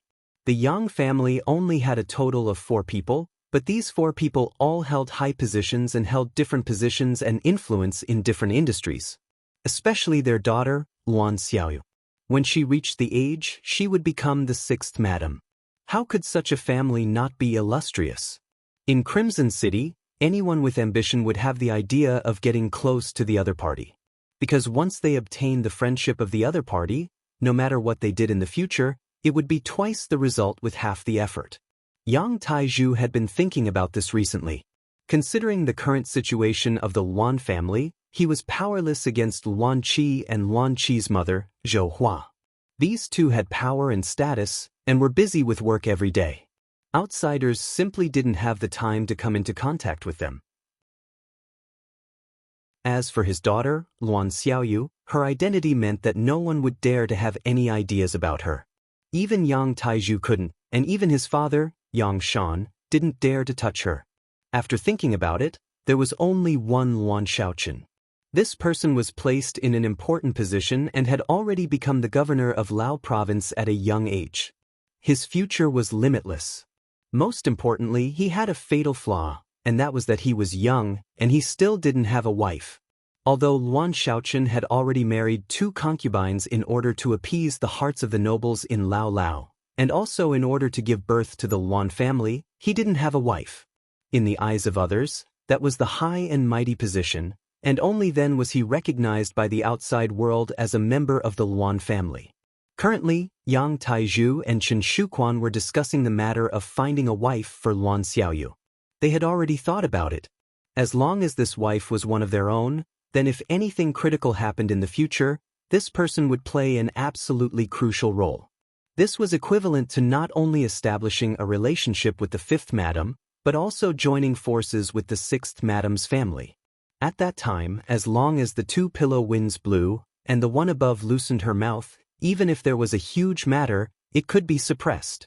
We have to hurry up with the matter of finding someone. He's not young anymore, and finding a wife is only a matter of time. If it wasn't for that statement that the wife of a high-ranking official must be a Han, I'm afraid that there would already be arrangements and we wouldn't have a chance. Yang Taizhu thought about this matter and reminded Che Chao, who was sitting opposite him. Brother Yang, don't worry, I have already arranged for the security bureau to search the city. It's just that your requirements are a bit too high. You need to be young and beautiful, and you also need to have a clean background. The most important thing is that you listen to us. This kind of search is somewhat contradictory, so it dragged on for a few days. While Che Chao was complaining, Yang Tiezhu's eyes were already wide open. The person must be beautiful, otherwise Luan Shaochen might not be able to take a fancy to her. Her background must also be clean. Do you think that when the Luan family is looking for a wife, they won't let people investigate? As for listening to us, this is even more important. We won't be kind enough to make a wedding dress for others. The person we find must be helpful to us. Yang Taizhu didn't relent, and Chen Shuquan could only sigh and nod. Okay, I'll continue to arrange for people to search. By the way, the latest batch of goods should be out of the cabin. When will you give me a definite letter? I'll start to arrange it. Well, it'll be soon. It'll be in 3 days at the new dock. I've already arranged everything that needs to be arranged. When the time comes, all you need to do is to send people from the security bureau to temporarily seal off the dock for 4 hours. Then, everything will be ready. Chen Shuquan nodded when he heard this. That's easy, it's not the first time we've done such a thing. Ha! The two looked at each other at this moment and smiled. The so-called status and power were all transient, only the gold and silver in their hands were real. As long as they had money, where couldn't they be happy and carefree? The two were still secretly plotting here, and from time to time, their laughter could be heard, which was a kind of imagination for the future. But what they didn't know was that while they were talking, the director of the security bureau, Yang San, had already arrived at the new dock on a fast boat without anyone noticing. He was stopped by the security bureau of the Crimson City, who were guarding here day and night. After Yang San led Che Chao and dozens of people off the fast boat, he took out the pass issued by the security bureau, and Lung Feng, who was guarding the dock, allowed them to pass according to the regulations. But soon, secret agents of the security bureau surrounded them. Wait, you said that you have a pass from the security bureau? But why haven't we heard about this? Take it out and let us have a look. 4 men dressed like commoners walked over. Then, they looked at Yang San's group of dozens of people with arrogant looks on their faces. Who do you think you are? Che Chao stepped forward. For a small fry like this, there was no need for the director to come out personally. The people of the security bureau were used to doing whatever they wanted. Suddenly, they saw someone who was more arrogant than them. The 4 of them looked at each other, then laughed. Yo, I didn't know that you're so brave. Do you know who we are? Let me tell you, have you heard of the security bureau? You actually want to enter the city under our banner, then you have to go through us first. Chapter 729. The leader had a smug look on his face. In fact, he was also one of Director Yang Shuchuan's most valued subordinates, Dong Hui. Usually, he was in charge of the entry and exit of the docks. When he said this, he intentionally glanced at Lung Feng, who was on duty. He was basically telling Che Chao and the others that if they didn't want to be captured by Lung Feng, they had to be more obedient. Usually, he would scare others, but this time, he was intimidated by Dong Hui's words. Che Chao smiled but didn't reply. He only turned his head to look at Director Yang San, obviously asking for instructions. Don't make a big deal out of it. Take them down first. Yang San's position meant that he was incomparably decisive when it came to doing things. He really wasn't in the mood to explain anything to a few small fries. As soon as Yang San spoke, the people around him immediately moved. They moved like lightning and restrained 3 of them. Only Dong Hui's skills were not bad. He actually dodged them. After jumping 3 meters away, he suddenly shouted at Lung Feng, who was on duty, "Come quickly, there's a spy here." As soon as he shouted, the Lung Feng over there moved. As elites, they had long been paying attention to what was happening here. The appearance of Yang San's group was already very eye-catching. It was difficult for dozens of men not to attract attention wherever they went. However, they had the security bureau's credentials. They belonged to 2 different departments, so they had no choice but to let them go. When they saw Dong Hui, who was also from the security bureau, stop them, they thought that it was indeed an internal matter of the security bureau, so they didn't care. However, Dong Hui's sudden shout made them feel that something was wrong, so they swarmed over. The entire squad of Lung Feng only had a few seconds to pull out their guns, then surrounded Yang San and the others. "Put your hands on your heads and squat down. Tell us your true identities or we'll shoot." The black muzzles were fixed on Yang San and the others. Che Chao first stood in front of Yang San, using his body as a human shield, then said, "We're all on the same side, don't misunderstand." "Who's on the same side as you? You keep saying that you're from the security bureau, but why didn't we receive any orders? You want to play the role of a spy from the security bureau? Your performance is still lacking." Dong Hui jumped out, accusing Che Chao and the others of having a problem with their identities. Che Chao's identity was known to many of the Lung Feng patrolling the area, who often appeared at the docks. Now that he said this, of course, everyone believed him and not Yang San and the others. Che Chao's group, Dong Hui's accusation, everyone had their own opinions. If this continued, the situation would only get worse. Seeing that the situation was about to get out of control, Yang San finally stood up and said, "All of you, shut up." As Yang San spoke, he took out an officer's certificate and handed it to a Class 1 sergeant, Lung Feng. "This is my certificate. It's enough to prove my identity. If you still don't believe me, send someone to the palace with this and find Yang Wu. He will verify everything." Lung of Lung Feng's is Lung, the Lung's is SSS it's. Seeing that it was a green military ID, squad leader Lung Feng took it without any hesitation. He opened it and saw the words, "Yang San, Director of the Security Bureau, Senior Colonel," written on it. The rank of colonel was also the highest in the mercenary army at that time. Other than Yang Chendong, the 1st Division Commander of the Army, Lung Song, and the 1st Division Commander of the Navy, Gao Xiong, were only at the same rank. However, a senior colonel had appeared in front of him. Lung Feng's expression changed as he looked at Yang San. Speaking of which, if Yang San's military certificate showed that he was a major, or even a lieutenant colonel, it wouldn't have aroused Lung Feng's suspicions. However, the senior colonel was too eye-catching. It gave people a surreal feeling. If that's the case, I'll need to send someone to the palace with this document. I hope you can understand. Class Monitor Leng Feng didn't dare to make a decision at the moment, so he decided to do as the other party said. After all, he knew Yang Wu. Yang Wu would come to the docks to check on things when he had nothing to do. "Sure, but I have a request. No one here is allowed to leave. Also, what happened here must not be spread out before Yang Wu arrives." Yang Sen nodded. He could understand the other party's actions.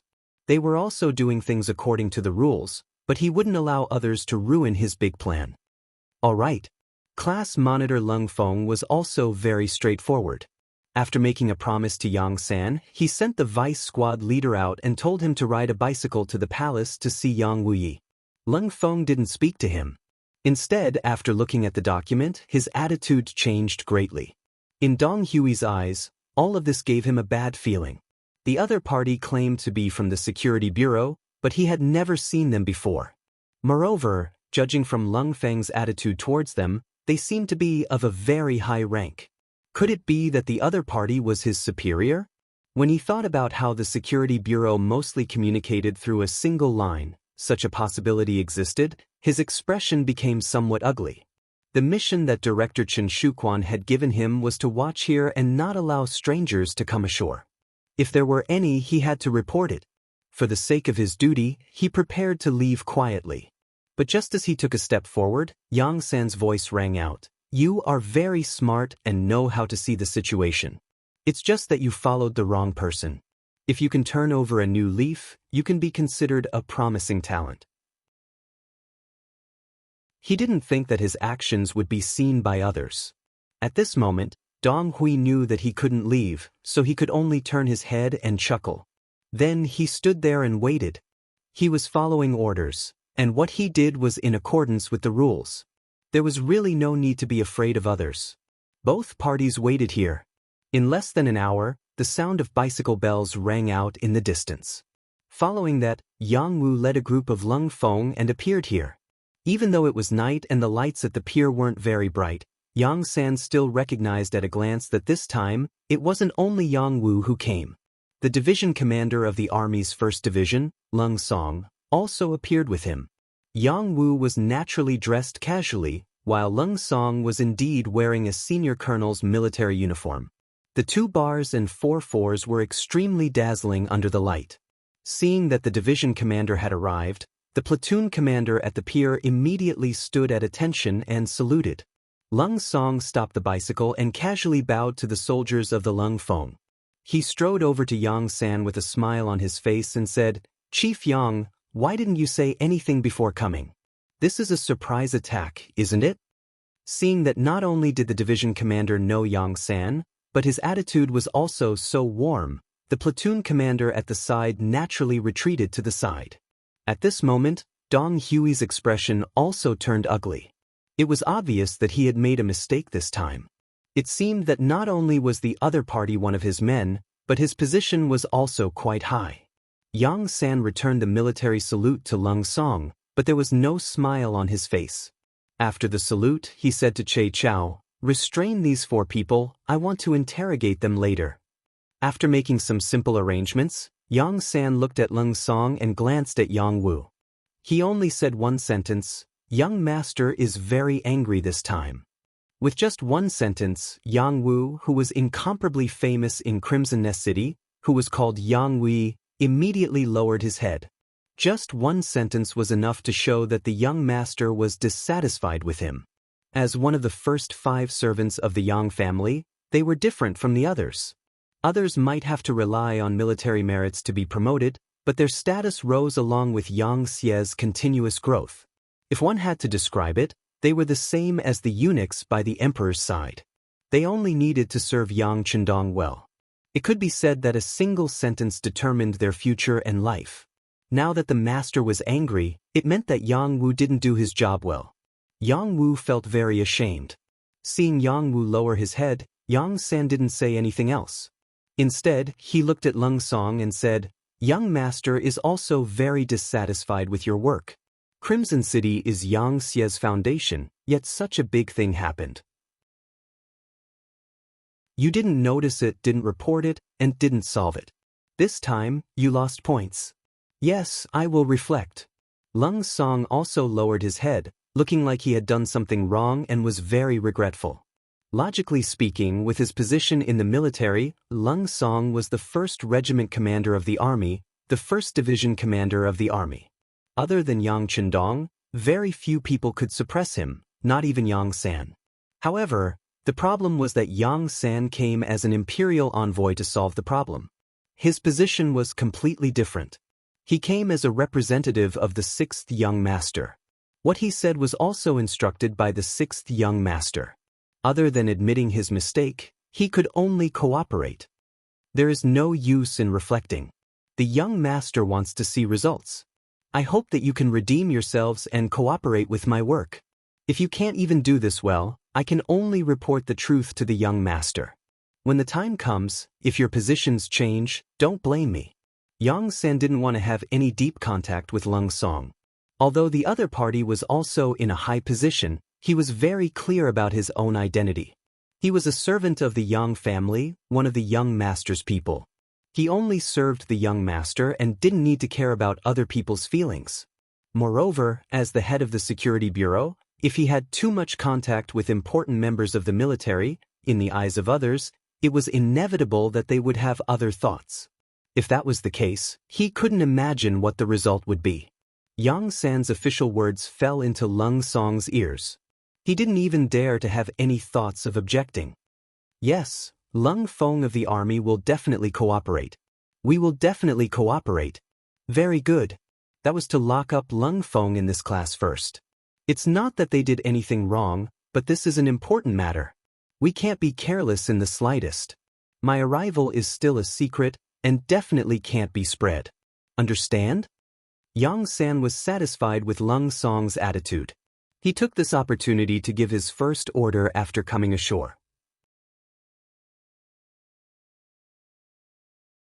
Chapter 730. Understood. Lung Song nodded, then called over an adjutant beside him.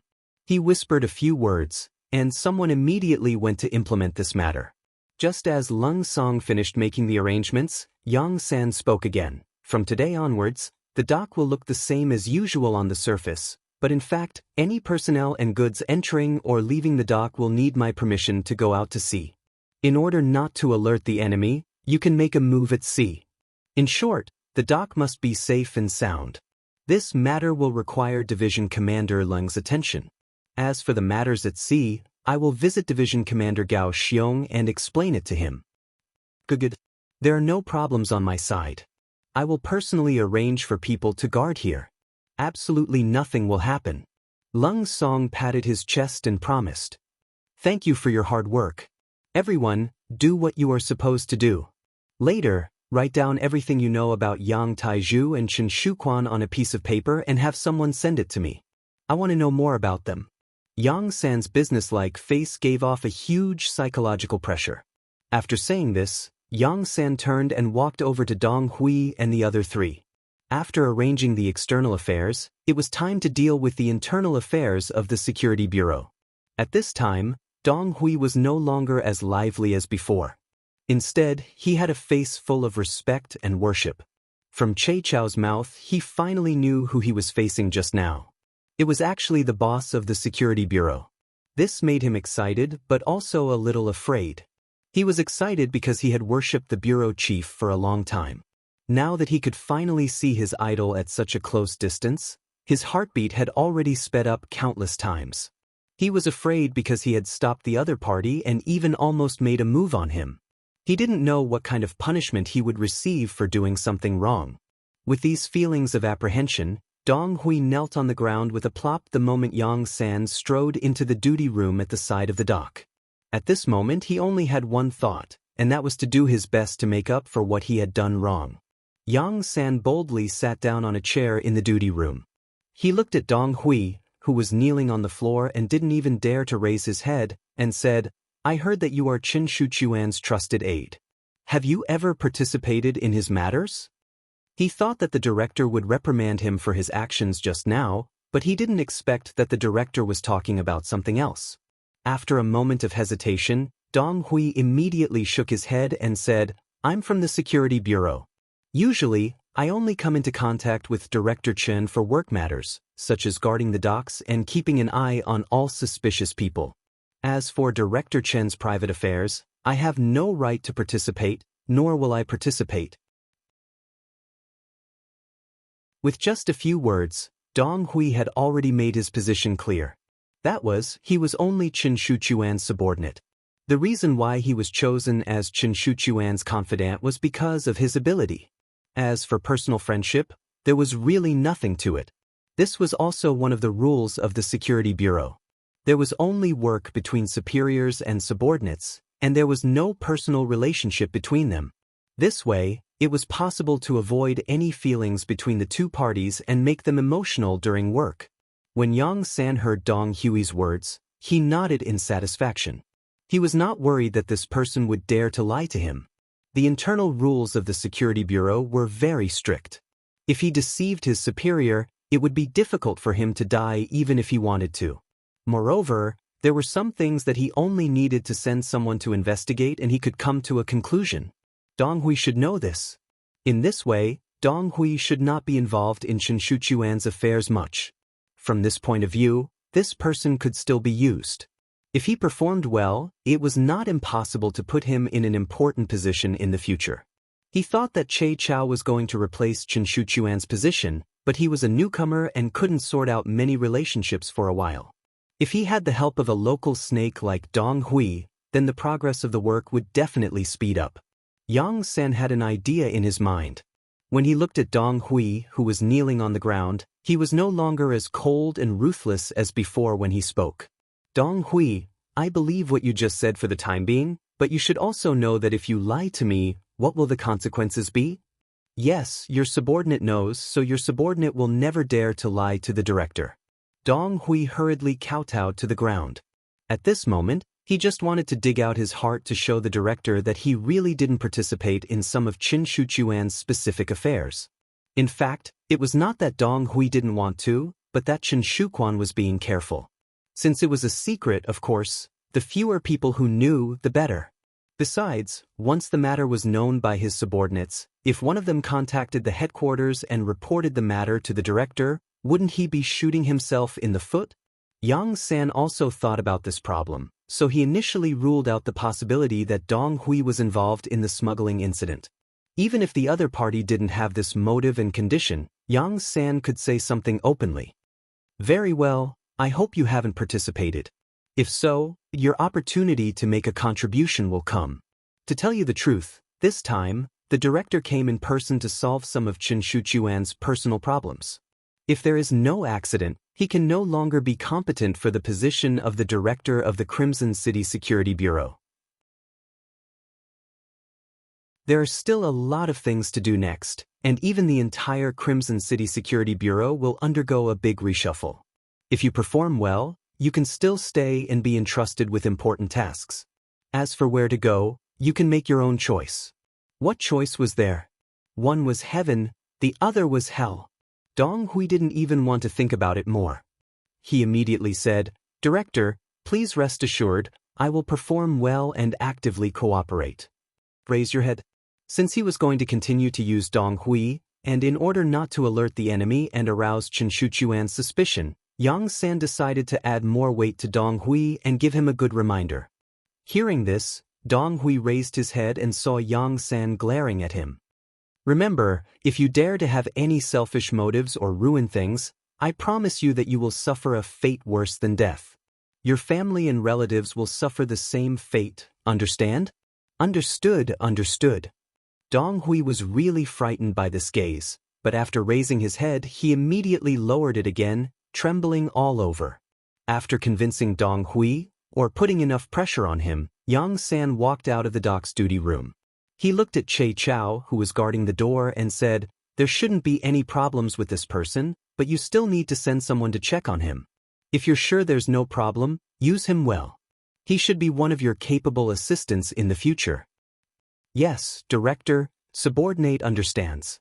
Che Chao's expression didn't change, and then began to call people to investigate Dong Hui's situation. At the same time, he also wanted to interrogate the other 3 Security Bureau agents to get first-hand information. Yang San came to Crimson City. Although he was still discovered, he managed to salvage the situation in time. Furthermore, when he found Yang Wu, Lung Song happened to be there as well. With the help of the number 1 person in the army, the matter of him arriving at the dock was suppressed. No one reported, and even the people guarding the dock were pressured by Yang San's power and chose to follow. As the director of Crimson City's Security Bureau, Chen Shuquan didn't know anything. He still did what he was supposed to do, preparing for another smuggling operation in 3 days. Yang Tizhu went to the palace more frequently these 2 days. Of course, with his status, he could not enter the inner palace.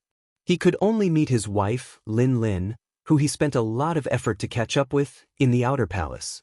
He took the opportunity to get information from her, wanting to see if the palace was any different than usual. Since it was Yang Chendong's personal order, all the actions were naturally concealed. Not to mention that Lin Lin was only a servant girl that the 5th Madam fancied. Even the 5th Madam herself didn't know that Yang San came to Crimson City to investigate. After hugging Lin Lin tenderly for a while, Yang Taiju left the palace with a satisfied face. He didn't find anything wrong, so he decided to do everything according to plan. He thought that after this matter was done, he would have a large sum of money. In the long run, his Yang family would be rich enough to rival a country. At that time, even if there was a possibility of the matter being exposed, he would just leave Crimson City.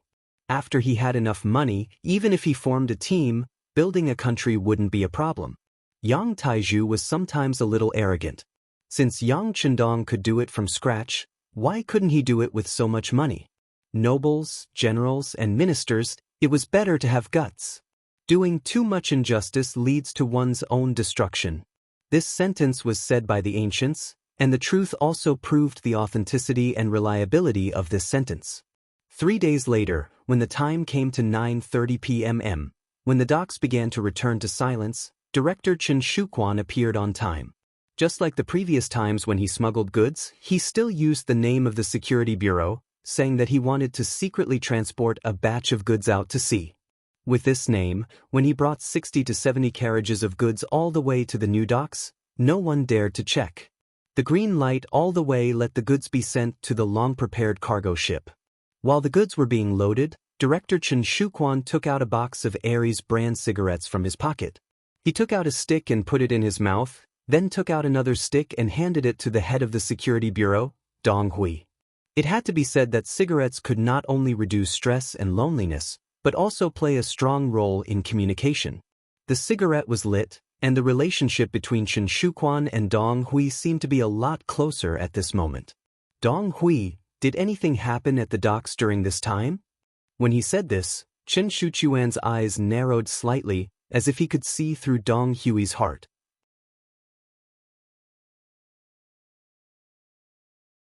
Chapter 731. Nothing happened.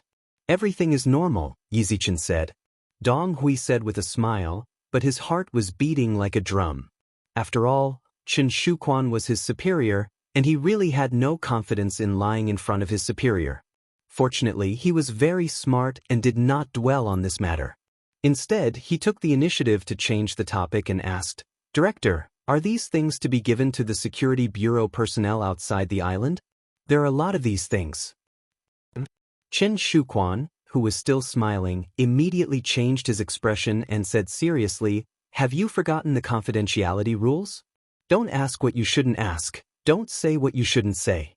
How can you know these things with your status? Alright, you must be tired these days. Go home and have a good rest. There's no need for you here."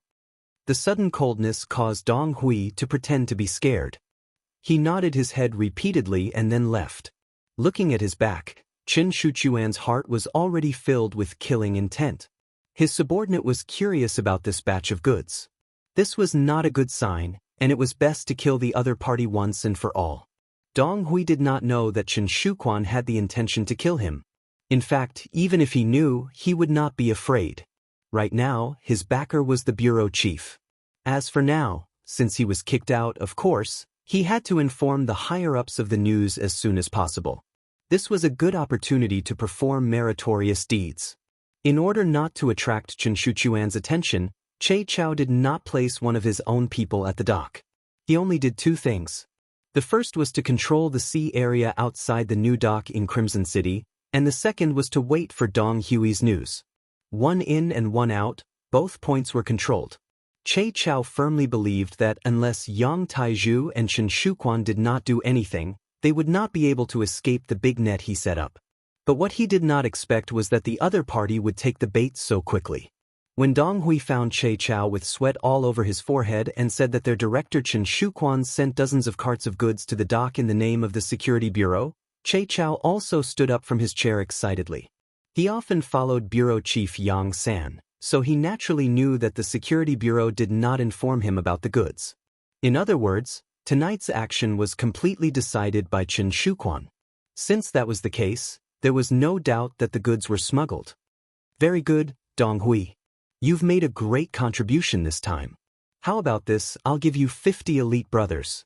You take them to capture the backbone of the city's Security Bureau. As long as they don't resist, don't kill them. If they resist, you can be heavy-handed. In short, Do not allow any important personnel to escape or leave our sight. Do you understand? Dong Hui had already used his actions to prove his position. At this moment, Che Chao could be considered to have completely trusted him. Yes, please rest assured, Director Che. I'll get it done right away. Dong Hui was also a little excited. This was a heavy responsibility. From this moment on, not only would he be pulled out of the Chen Shuquan case, but he would also enter the list of meritorious people. It could be imagined that his future would be limitless. Che Chao quickly left with the 50 elites of the Security Bureau. Che Chao immediately got up and rushed to the place where Director Yang was resting. Not long after, a large net was spread out, and a series of plans on paper became the final practical action. Yang residence. Ever since Yang Shan was tricked by Yang Chendong, he was sent to Baiming from Nanming. After he was sent to Chichen City, he was given a large residence. He was appointed as the Minister of Foreign Affairs to formulate foreign policies. Yang Shan had contributed greatly to the peaceful liberation of the first Shang dynasty. As a result, his words carried weight in the Ministry of Foreign Affairs. It was said that a weak country had no diplomacy. Although Chichen City didn't establish a country, it was better than one. Powerful military and economic capabilities made it easy for the Ministry of Foreign Affairs to work with foreign countries.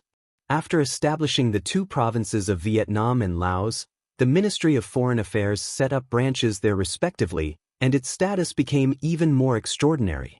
In addition, Yang Shan and Chichen City's mayor, Yu Qian, and the Special Inspector Bureau's director, Xin Yu, used to be officials in the same court. All of these made Yang Shan's position unshakable. As a result, the Yang family could be arrogant when they were outside, as though they were superior to others. As the saying goes, a man whose heart is not content is like a snake trying to swallow an elephant. Yang Shan, who was originally the left assistant minister of the Ministry of Rights in Nanming, was no longer the same as before. He should be reminiscing about the past. However, there were people who wouldn't forget their past hardships after gaining power. Instead, they believed that everything they had now was because of the hardships and tiredness they had suffered. This was the reward they deserved after putting in so much effort. When a person thought that everything he had was reasonable and deserved, his mentality would naturally change as a result. Yang Shan was the most typical example. With this kind of inflated mentality, the actions of his son, Yang Tu, seemed to be a matter of course. The Yang residence was brightly lit. Although it was already past 10 at night, most of the commoners were already asleep. However, it was still as bright as day in the Yang residence. All of this was because another batch of goods had left today. It wouldn't be long before countless taels of silver would be sent to them. With money and power, people would become inflated. Yang Taiju was the most typical example. At this moment, he wasn't sleeping. Instead, he was very energetic and was playing a game of hide and seek with 4 young women. It was different from other people playing this game. If any of the 4 women were caught by Yang Taiju, they would have to strip naked. This was what rich people did. What they did was to have fun. The 4 women were commoners who had spent money to trade with Nanming.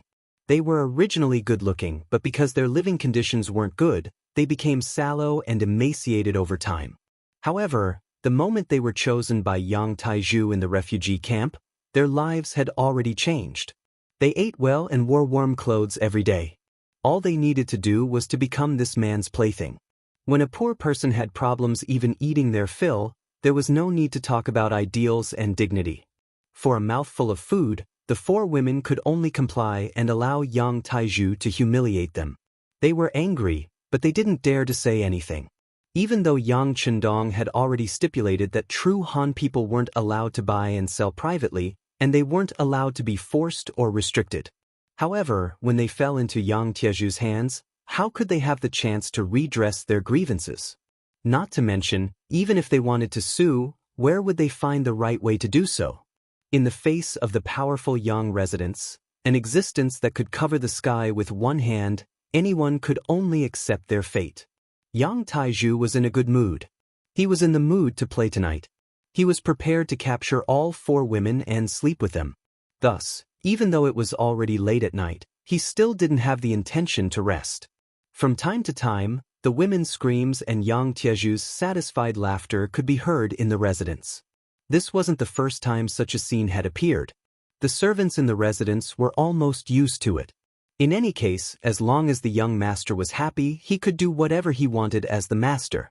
How could they dare to interfere? Who could interfere? Dong dong dong dong. Suddenly, a loud knocking sound broke this laughter. In the middle of the night in the Yang manor, it was very sudden and unexpected. Who is it? It's already the middle of the night. Why are you knocking on the door? The gatekeeper sleepily got up and walked to the main entrance. He opened a small door, wanting to see who was so blind to disturb the Yang residents in the middle of the night. The moment the small door was opened, countless tall figures suddenly appeared in front of him. Then, without waiting for the gatekeeper to do anything or even open his mouth to cry out in alarm, those tall figures rushed in through the small door like fish in the sea. There was also a tall figure who immediately reached out and covered the door's mouth, blocking it completely, making it unable to make any sound. The gatekeeper still wanted to struggle, but a clear voice rang in his ears. "We are the Cold Vanguard Warriors. We are going to search the Yang residence. This place is going to be over soon. You better cooperate. If you still dare to scream, even if we kill you in the next moment, it will be in vain." The people who came were indeed the Cold Vanguard Warriors. Their mission was to surround the Yang residence and eliminate all security threats. The order even stated that if anyone resisted, they could use ruthless means to subdue them or even kill them. However, he was just a gatekeeper. They were all here to earn a living. The Cold Vanguard Warriors did not really want to kill him. The gatekeeper finally became obedient.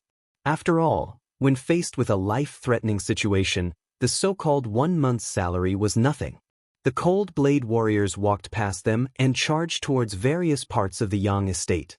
Long before they came, they had already obtained the blueprint of the Yang mansion.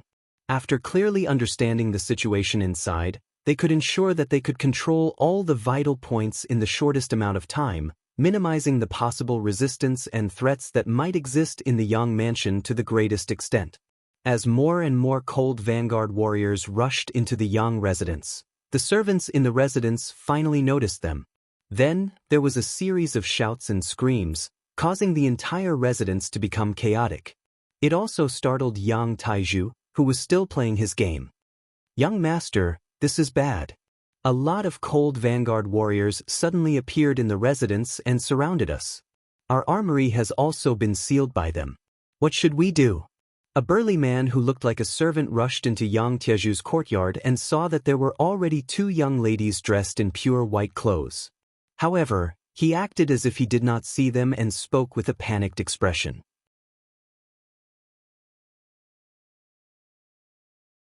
Chapter 732.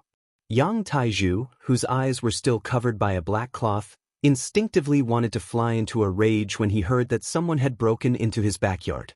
This was his private property, and usually no one was allowed to enter without orders. Otherwise, there would only be one result: death. Just as he was about to flare up, he suddenly froze when he heard that Lung Feng had barged into his residence. Then, with a wave of his right hand, he tore off the black cloth that was covering his eyes and asked with a ferocious look on his face, "What happened?" Before the servant could answer, more footsteps came from outside the door. Then, a cold front officer wearing a military uniform with the insignia of a colonel on his shoulder appeared in the backyard. Behind him was a dense group of cold front soldiers with calm expressions and sharp eyes. Yang Taiju, who was about to angrily scold the intruder for intruding into his private residence, saw the intruder's face clearly. His original anger instantly disappeared and was replaced by a smile. "Ah, so it's Regiment Commander Teng. Please forgive me for not welcoming you when you've come to visit." The intruder was Teng Shan, the 1st Regiment commander of the Cold Front Army. Due to his seniority and fearlessness in battle, he was deeply trusted by Yang Chendong. Even in the entire Chichen city, there were not many people who could make him lower his head. Normally, even his father, Yang Shan, who was the Minister of Foreign Affairs at the time, would show him some respect. Seeing that it was this person who appeared in his residence, Although Yang Taiju was furious, he still didn't lose his temper. Teng Shan didn't immediately answer Yang Tieju's question. He only glanced behind Yang Taiju. When he saw that 2 of the 4 women were only wearing a thin layer of green gauze while the other 2 were already clean, he frowned slightly. The 4 of you should immediately find clothes and put them on. It's really immoral to be like this. The 4 ladies were already frightened by the cold blade warriors who rushed in.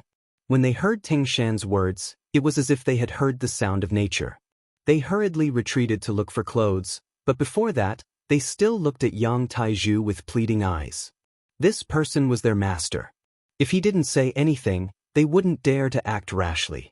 Even though their current clothes were very embarrassing and they had already abandoned their dignity, they still stood there foolishly after a long time of getting used to it. All right, go and put on your clothes. Yang Tu forced a smile and said to the 4 women. Only then did the 4 beautiful figures quickly disappear. When Yang Taiju was left standing there alone, he said to Teng Shan in a fawning tone, "Regiment Commander Teng, I don't know what made you so angry. If there's anything I can do for you, I will definitely do my best. How about this? It's really tiring for the brothers to carry out a mission so late at night. Why don't you all receive 10 silvers as compensation?" Yang Taiju said as he observed the changes in Teng Shan. He was not too flustered in his heart. Firstly, his background was deep enough. His father was in the residence and he was the Minister of Foreign Affairs. His wife, Lin Lin, was also in the palace serving the 5th Madam. She was his biggest trump card. If something happened to him, she would definitely not sit back and do nothing. Secondly, he was confident that no one could blackmail him. This was also why he was very confident in Chen Shuquan, the director of the Security Bureau. All along, the Security Bureau had been a unified system. Even the military had no right to question or investigate what they did in Crimson City. Of course, it was not that he did not think that something might have happened to Chen Shuquan, but he quickly denied it in his heart. Chen Shuquan was the director of the Security Bureau in Crimson City. He was the #1 existence. Who could investigate him? Who had the authority to investigate him? No matter what, even if something really happened to Chen Shuquan and he was investigated, what did that have to do with him? He was a good citizen. Although he had been working with Chen Shuquan, he did not leave any evidence. Even if something happened to the other party, there was no evidence to blame him. Not to mention, as long as something didn't happen immediately, with his father and Madam's relationship, after some interaction, he would definitely be able to turn big things into small ones. Yang Taiju was very confident. When he looked at Teng Shan, he was no longer as afraid as before. He even openly mentioned the matter of bribery. From this, it could be seen how bold he was. Hearing that Yang Taiju wanted to give the Lung Feng soldiers money for their hard work, Teng Shan chuckled. 10 silvers for a soldier, young Master Yang is really generous. These words were said with a smile, so Yang Taiju was unable to see the other party's true intentions. He could only smile apologetically and continue. It's nothing, it's nothing. The Lung Feng soldiers have sacrificed so much for the entire city and island. It's only right for me to contribute a little. It's only right. It's only right? Then I ask young Master Yang to cooperate with us again and make a trip with us. Teng Shan still had a smile on his face as he spoke. At the same time, he was disgusted by Yang Tieju's hypocrisy. Since he was able to enter the Yang residence in the middle of the night, he naturally received orders and knew the cause and effect of the matter. Although he did not know the details, his intuition told him that Yang Taiju was finished this time. Even the Yang family would not be any better. Since that was the case, why should he be polite to a person who was destined to be finished? Seeing that Teng Shan suddenly turned hostile and wanted to take him away, Yang Tieju's face completely changed. What are you doing? What are you doing?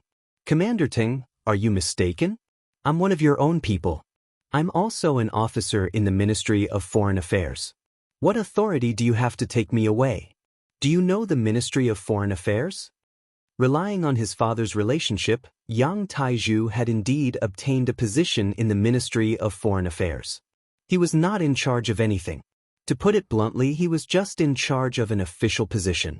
Now, this amulet had finally come into play. Seeing that Yang Taizhu did not cooperate and even used the name of the Ministry of Foreign Affairs, Teng Shan did not show the slightest bit of surprise. Instead, he smiled and said, "Young Master Yang, please cooperate with us. As for your identity as an officer in the Ministry of Foreign Affairs, we will give you a satisfactory answer very soon. Come, take him away." Teng Shan didn't want to waste any more time. After giving the order, 2 cold vanguard warriors with big waists walked out from behind him and rushed to Yang Tiezhu's front. They lowered their heads and gave Yang Tiezhu a firm press. Yang Taizhu, whose body was restrained and head was pressed down, did not give up resisting. He still shouted with all his might, let me go, I'm an officer in the Ministry of Foreign Affairs. You can't do this to me, you can't?" His shouts went from his courtyard to the main entrance of the Yang residence. Just as Teng Shan and the rest appeared here, a thunderous voice rang in their ears. "What are you doing?" Hearing this voice, Yang Taizhu, who was pressed down, seemed to have found his backbone. He raised his head abruptly and saw that the person who spoke was his father, Yang Shan.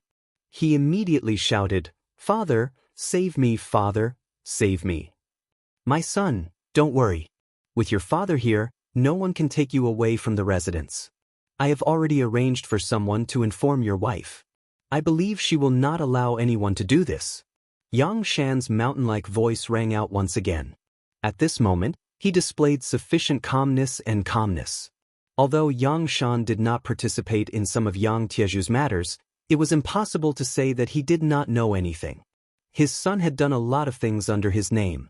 He had more or less heard about it, but he did not interfere.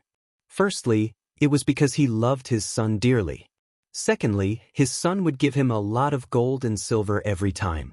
He used this to unite many officials and colleagues, which allowed him to do his work more easily. Not only did Yang Shan not feel ashamed of his son's actions, he even thought that this was a manifestation of his ability. After all, when he was an official in the Great Ming, who knew how many officials would take advantage of the situation to do things that crossed the line? When everyone did this, there was no need to criticize others. Therefore, he also thought that it was normal for the same thing to happen in Chichen City. Not to mention, his son was very scheming. Before doing anything, he first married the servant girl that the 5th madam had an important position in. This was equivalent to finding a strong ally and backer. His son was so careful in doing things so he would only be more at ease. However, tonight, Lung Feng suddenly entered the residence and indeed caught him off guard. However, he was not very frightened. Other than sending someone to inform Lin Lin, this daughter-in-law with a strong background, he only needed to stall for time. For him, as the Minister of Foreign Affairs, this was not a big deal. After saying this confidently, Yang Shan looked at Teng Shan and said sternly, "Regiment Commander Teng, my son is an official in the Ministry of Foreign Affairs. He's a cadre. He's an official who has been appointed by the Ministry of Foreign Affairs. What happened to him should be investigated by the Ministry of Foreign Affairs, so it is better not to trouble you."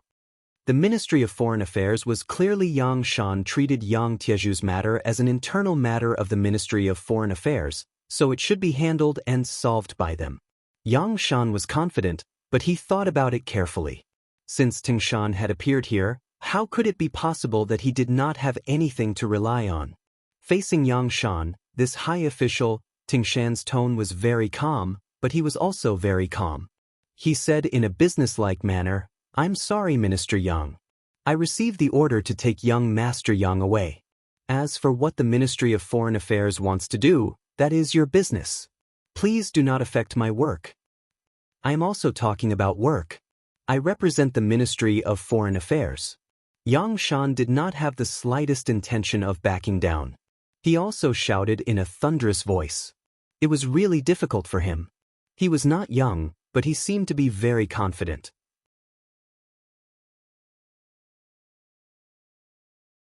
Chapter 733. This time, Yang Shan wanted to use his seniority to oppress the other party.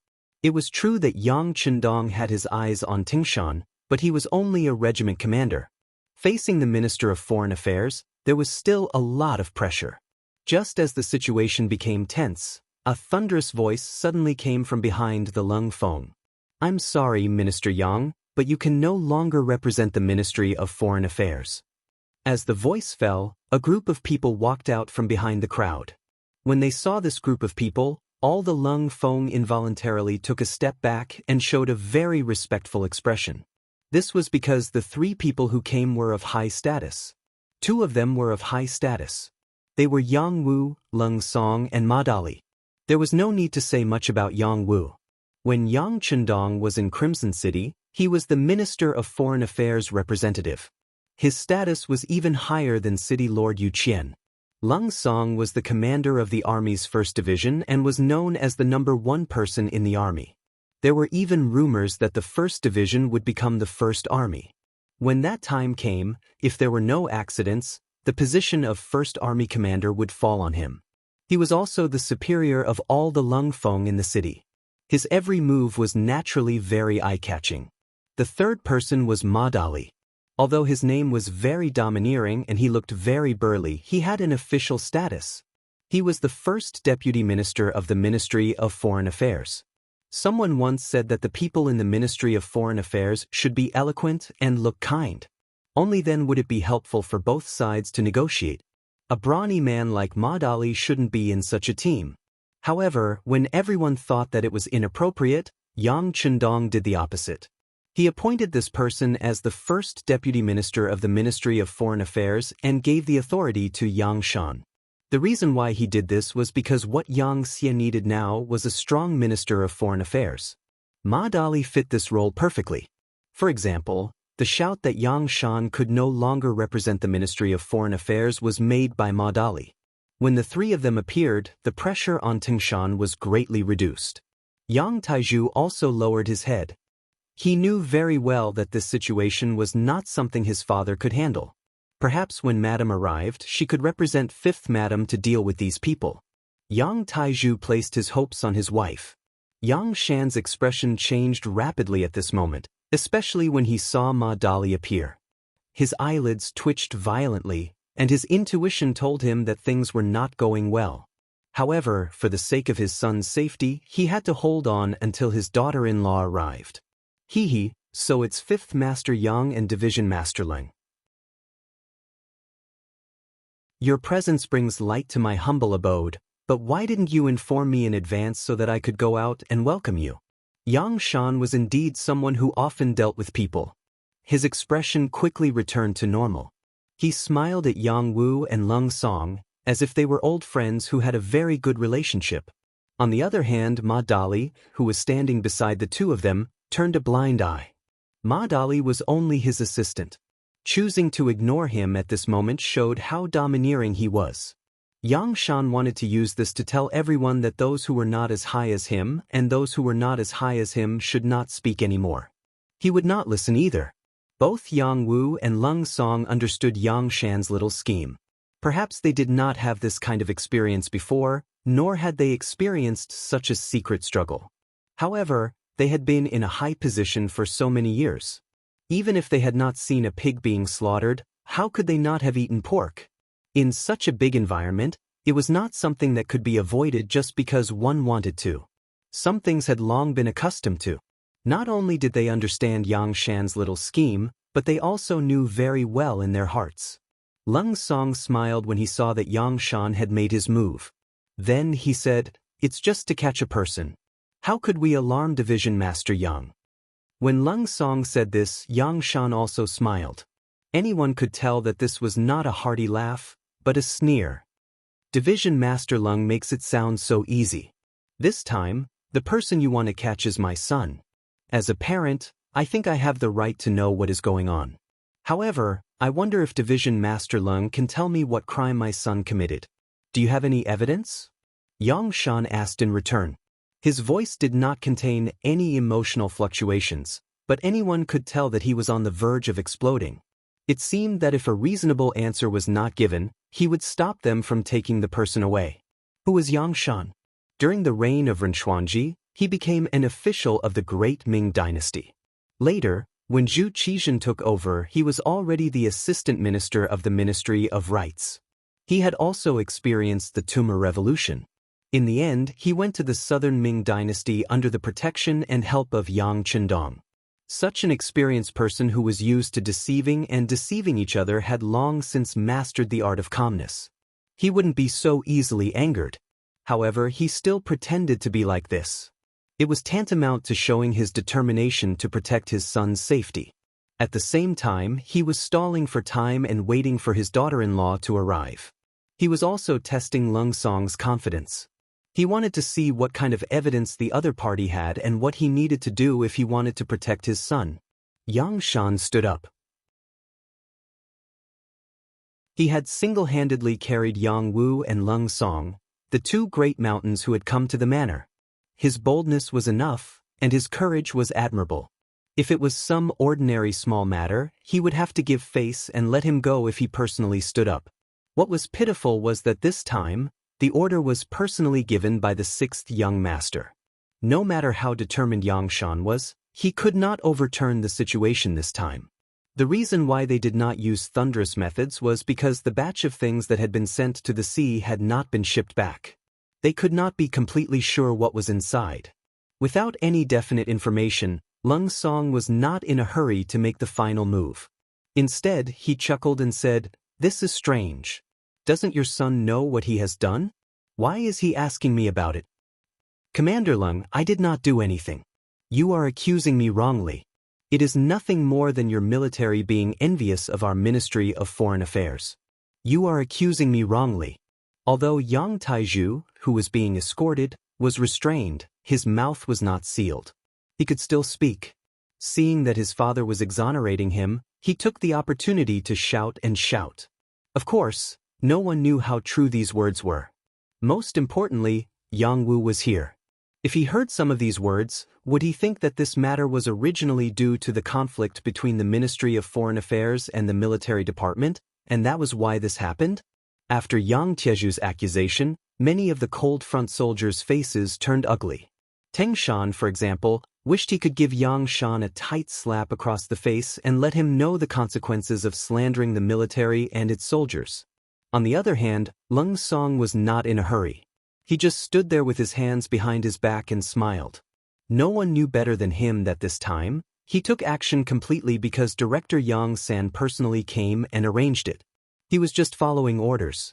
Why would he be afraid of being accused or even framed? Yang Shan and Yang Tieju's counterattack made the originally tense Yang family courtyard fall into silence. Suddenly, everyone stopped talking. They just looked at each other like they were waiting for something. Everyone was waiting. The Yang father and son were waiting for Lin Lin's arrival. As long as she came, she could represent the fifth young mistress to express her attitude. She was one of the matriarchs. When the master was not around, no one could shake the position of the matriarch. She would have the effect of changing the situation. Yang Wu and Lung Song were waiting for the news from the new dock. As long as the cargo ship was transported back, Chen Shuquan would be caught and betrayed Yang Taiju. Then, they could start the next step of the operation. At that time, no one would be able to stop them. While waiting like this, the three cargo ships on the new dock of Chichen City began to dock again. The dozens of large carts of goods on them were also transported back to the new dock one by one. Director Chen Shuquan, who was about to leave, was stunned by the scene in front of him. According to his habit, every time the goods were transported out, he would stay at the new dock for a while. After confirming that there were no other problems, he would leave. After all, it was the goods of the Security Bureau. As the director, it was reasonable for him to stay a little longer. Of course, he would stay a little longer because Chen Shuquan was cautious.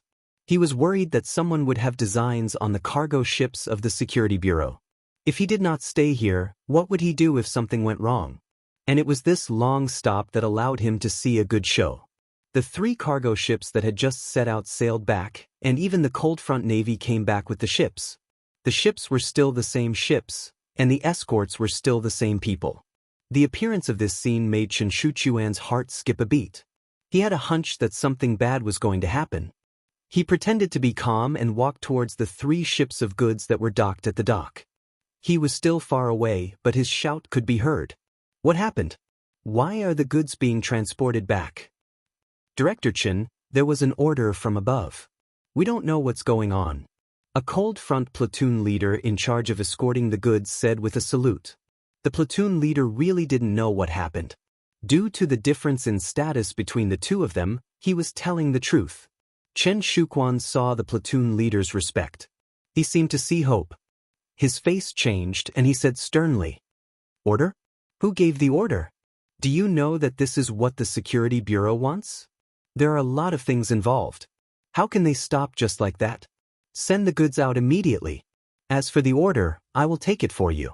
I promise that you will not be punished."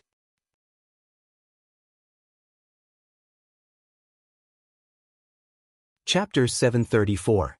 Chen Shuchuan's thinking was simple. As long as the goods were sent out of the sea and handed over to the people arranged by Yang Taizhu overseas, there would be no evidence. At that time, he could just say that he didn't know anything. Without evidence, no one could casually convict him.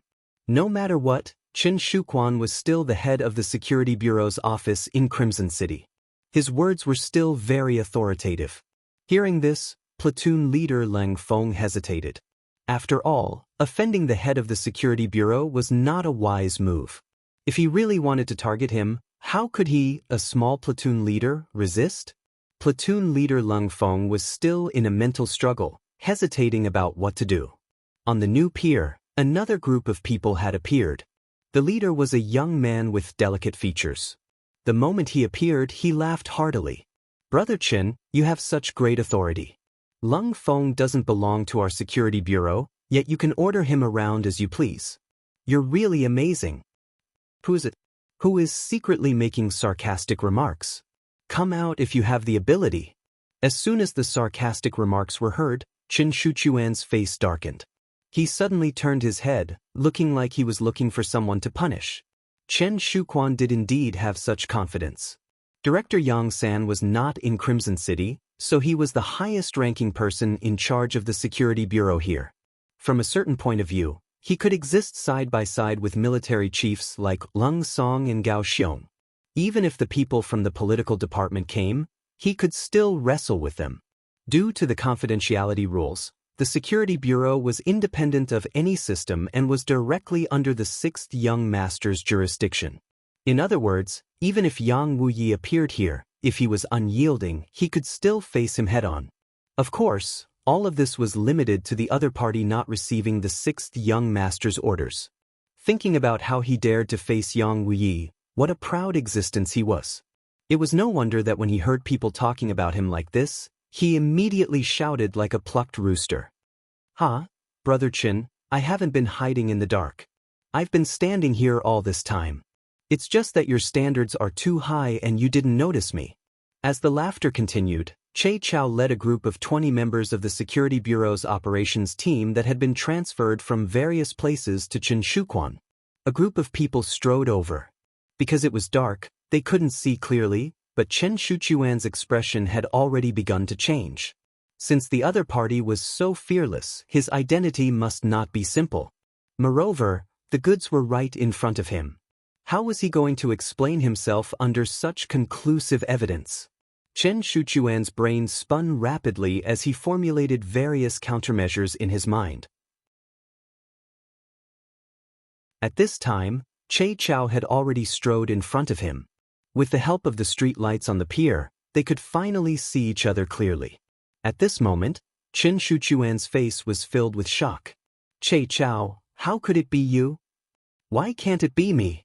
Che Chao, who was far calmer than Chen Shuquan, had a smile on his face as he slowly asked, "Brother Chen, why are you so nervous?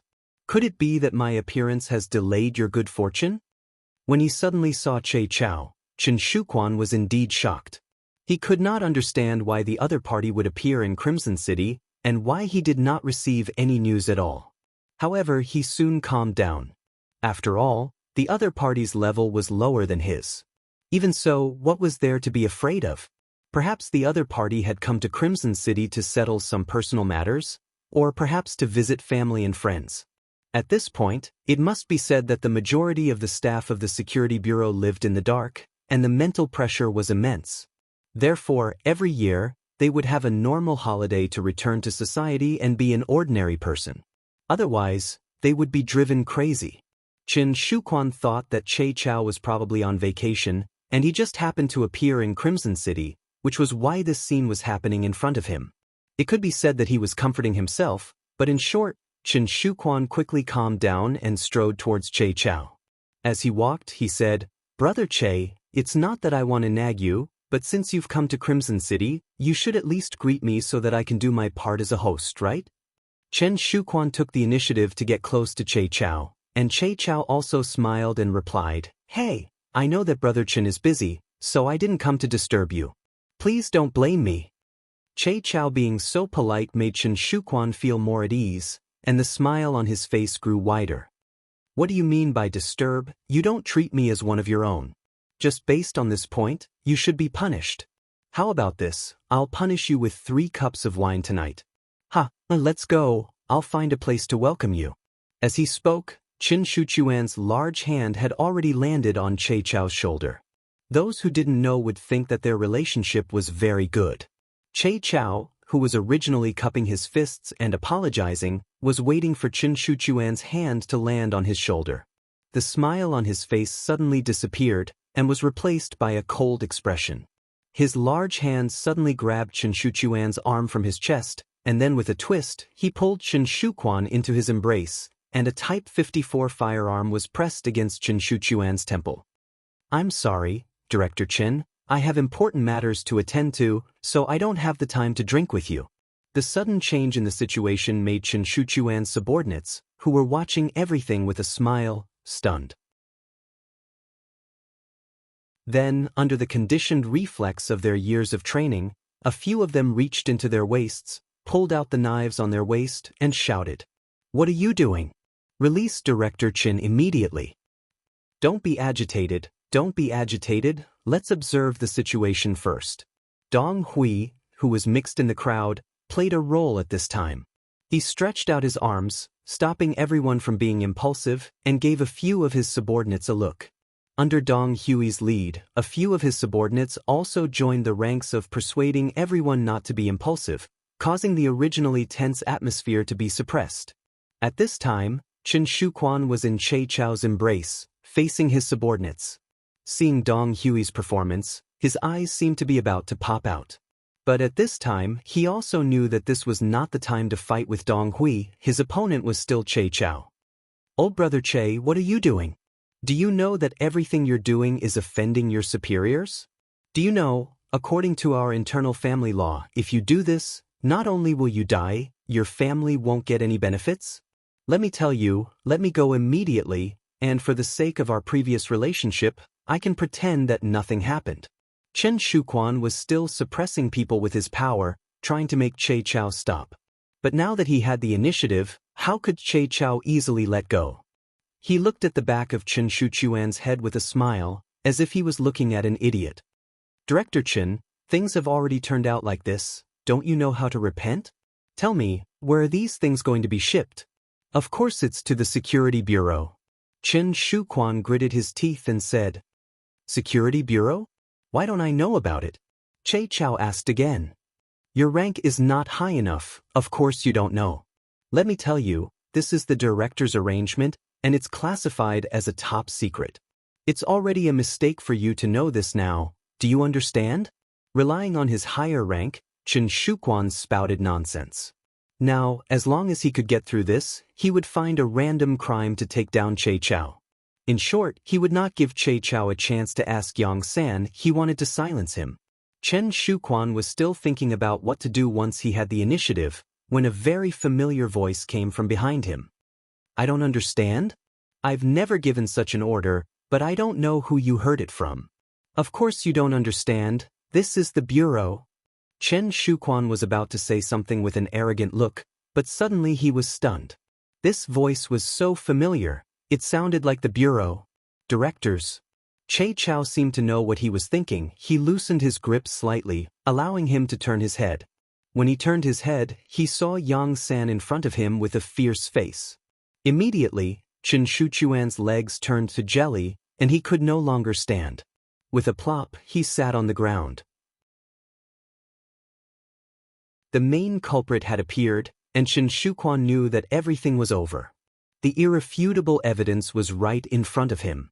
He was afraid that no matter what excuse he found, it would be useless.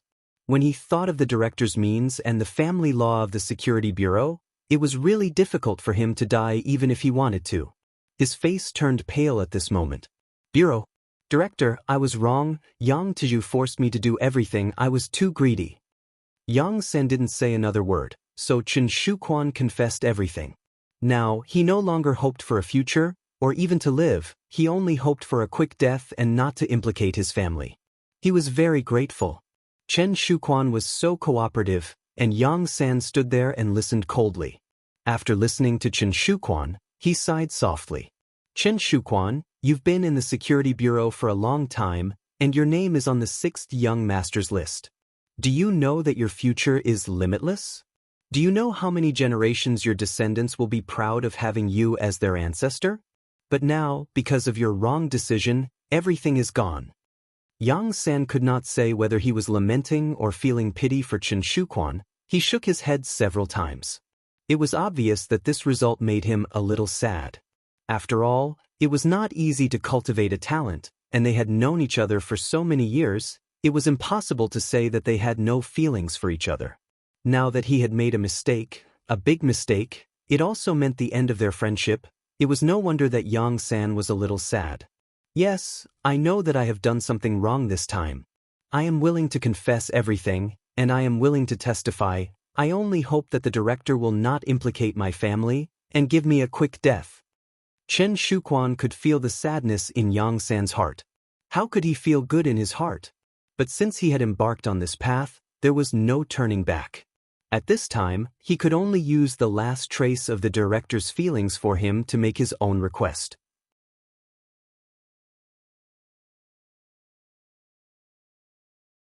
Chapter 735. Cooperate well, I promise I won't implicate your family. Yang San knew what Chen Shuquan was worried about. Perhaps this was the only thing he could do for the other party. He patted the other party's shoulder lightly. Che Chao, I'll leave this to you. He will cooperate well with you and tell you everything we want to know. Director, don't worry, I'll get the confession immediately. Che Chao patted his chest and promised. There was a glimmer of excitement in his eyes. The chance to make a big contribution had come. As long as he did this well, he could get promoted as he wished and become the new director of the Crimson City Security Bureau. One was eager to make a contribution, the other was eager to atone for his sins. The two of them got together, and the process of taking notes and testimonies went very smoothly. In just half an hour, a clear file appeared in front of Yang San, who was in the duty room. After taking a quick look, Yang San sighed softly. Send someone to inform Yang Wu in the palace. It's time to reel in the net. Also, get the action team to move out. All the officials related to this matter must not be let off. Arrest them all. Yes, I'll do it immediately. Che Chao replied and turned to leave. This night, Crimson City was destined to not be peaceful. Palace. This palace occupied a large area and was built magnificently. It seemed to be an independent existence from Crimson City. Although the master was rarely here, no one dared to disrespect this place. So much so that anyone who walked out of this place could issue orders, and they all had a higher status than anyone else. Lin Lin, this woman with average looks and beauty was at most 30%, was one of the people who often went in and out of the palace. With her eloquence that could make a dead person come back to life, she gained the trust of the 5th Madame Su Maner and became the representative of the 5th Madame.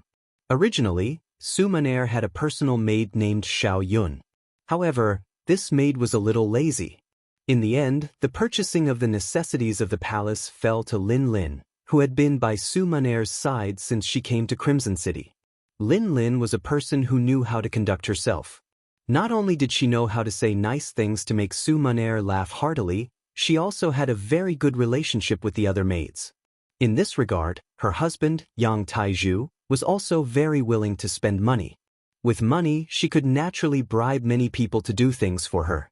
It was precisely because Lin Lin usually paid attention to the people around her that she was able to rope in more people.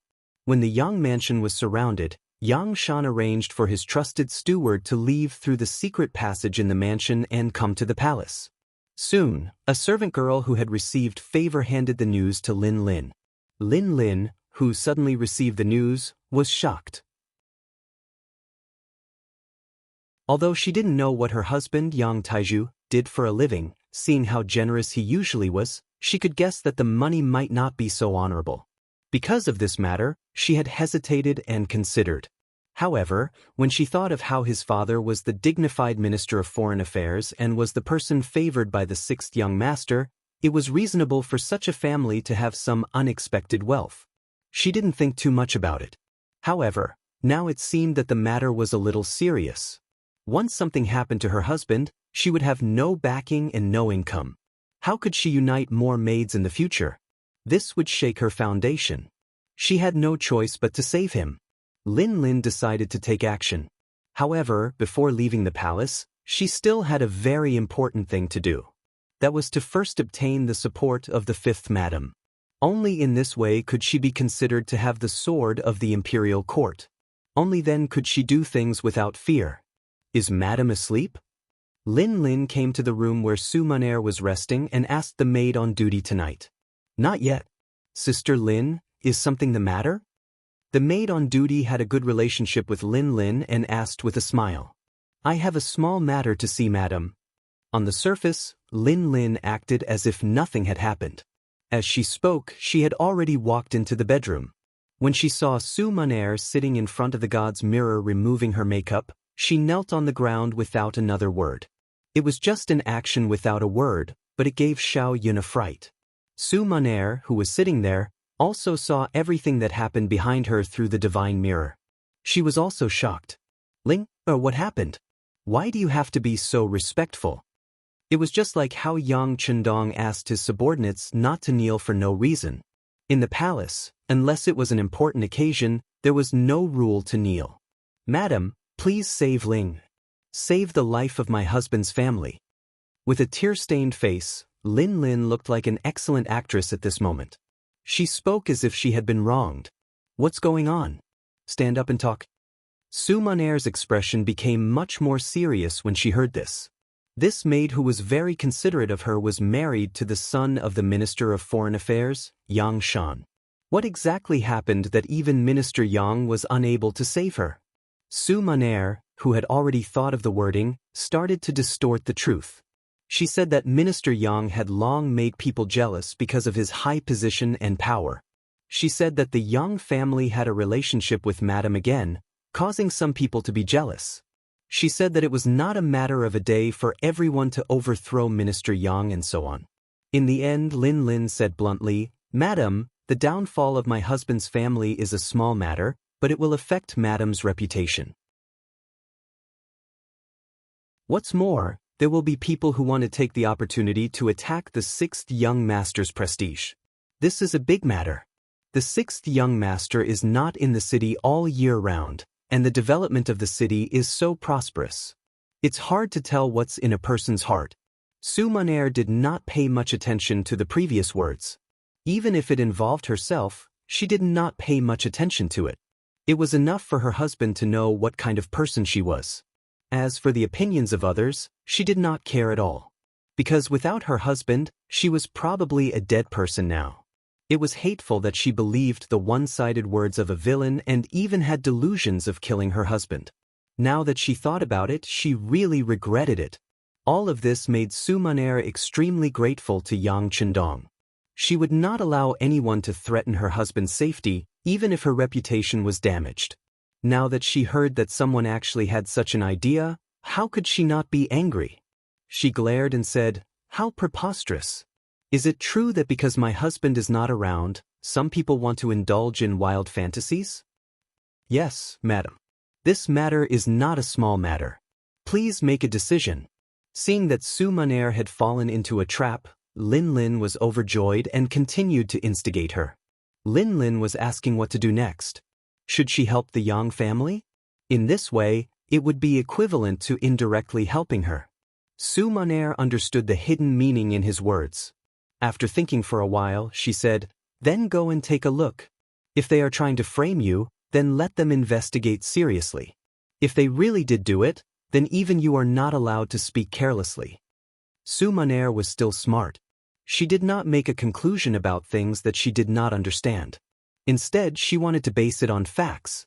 However, how could she know that the starting point of any matter might be good, but in the end, it depended on who was carrying it out. If the person carrying it out was someone who could not distinguish right from wrong, wanting to have a fair decision would become a delusion. Lin Lin was waiting for this sentence. She immediately agreed, stood up, and walked out of the bedroom. At this moment, she was no longer acting like a weak woman just now. Instead, she was filled with pride and confidence. Since you dare to go against my husband's family, then you can wait to be dealt with. After receiving Su Maner's support, Lin Lin seemed to have changed into a different person. When she walked out of the palace, her expression was filled with confidence. She wanted to use the name of a tiger. What could others do about it? Leading 4 maids, Lin Lin walked in front with large strides. Her arrogant appearance made her look like a master. Along the way, all the maids who met her stopped in their tracks from afar. When they got closer, they lowered their heads and asked questions with a fawning and respectful expression. From afar, she could see the outer gate of the palace. As long as she walked past it, she would reach the outer palace. Although there were many guards there in charge of security, with Lin Lin's status, they did not even have the courage to check. It could be said that once she passed through the gate, she would be free to fly. Lin Lin's face subconsciously revealed a victorious smile. However, at this moment, a light shout sounded behind her. "Are you Lin Lin? Wait a moment." Someone suddenly shouted her name behind her. Out of instinct, Lin Lin stopped in her tracks. When she turned around, she saw a group of people coming from afar. She recognized the leader. It was First Madam's personal maid, Xiao Qing. Beside Xiao Qing was the palace's head maid, Tai Jie. Sister Xiao Qing. After seeing that it was the young miss, Lin Lin immediately put away her arrogant expression and showed a very well-behaved appearance. She even intentionally bowed. This was the etiquette that only a servant would show to a master. It was no wonder that Lin Lin was so careful. Although she was valued by the 5th Madam and was considered a superior existence among the maids, she was still nothing in front of Xiao Qing. She was First Madam's favorite and had grown up with First Madam. Putting aside the fact that their relationship had been nurtured since they were young, Xiao Qing's husband, Sun Chuang, was already a battalion officer. Even the 6th young master had taken note of him. It could be said that his future was bright. Normally, such a person could open her own residence and be a mistress. However, she didn't. Instead, she stayed by the eldest madam's side and served her wholeheartedly. Just based on this, which maid in the palace didn't respect her? Which maid dared to give her a hard time? The sudden appearance of little Qing forced Lin Lin to stop her footsteps and stand there with a respectful expression.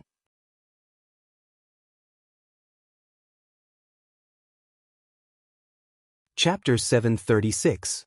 Little Qing took small steps and soon arrived in front of Lin Lin.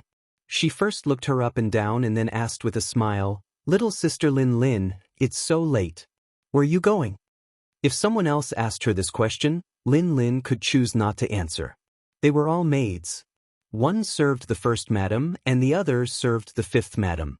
They usually minded their own business. But since it was little Qing who asked the question, Lin Lin had to answer. "It's like this. The 5th Madam has something for me to do. So I left the palace late at night."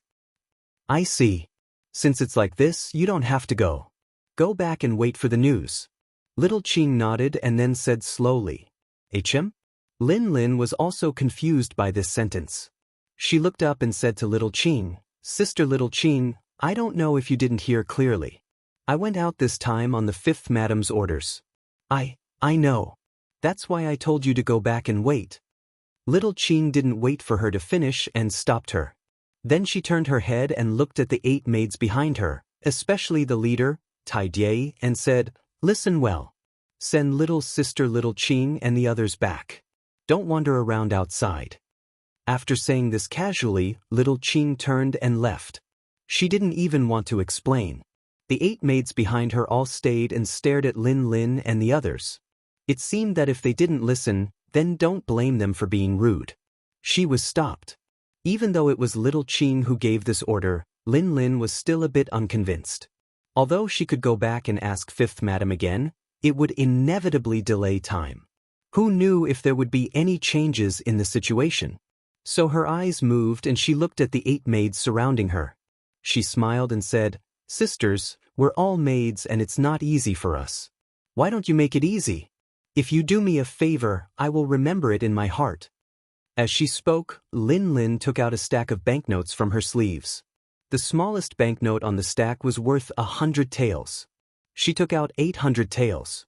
One had to say that Lin Lin was very generous. If it was any other time, the maids below would be beaming with joy and would say some words of blessings as they received the banknotes. However, it was a pity that this time, the trick that worked every single time did not work. The faces of the 8 maids didn't change at all.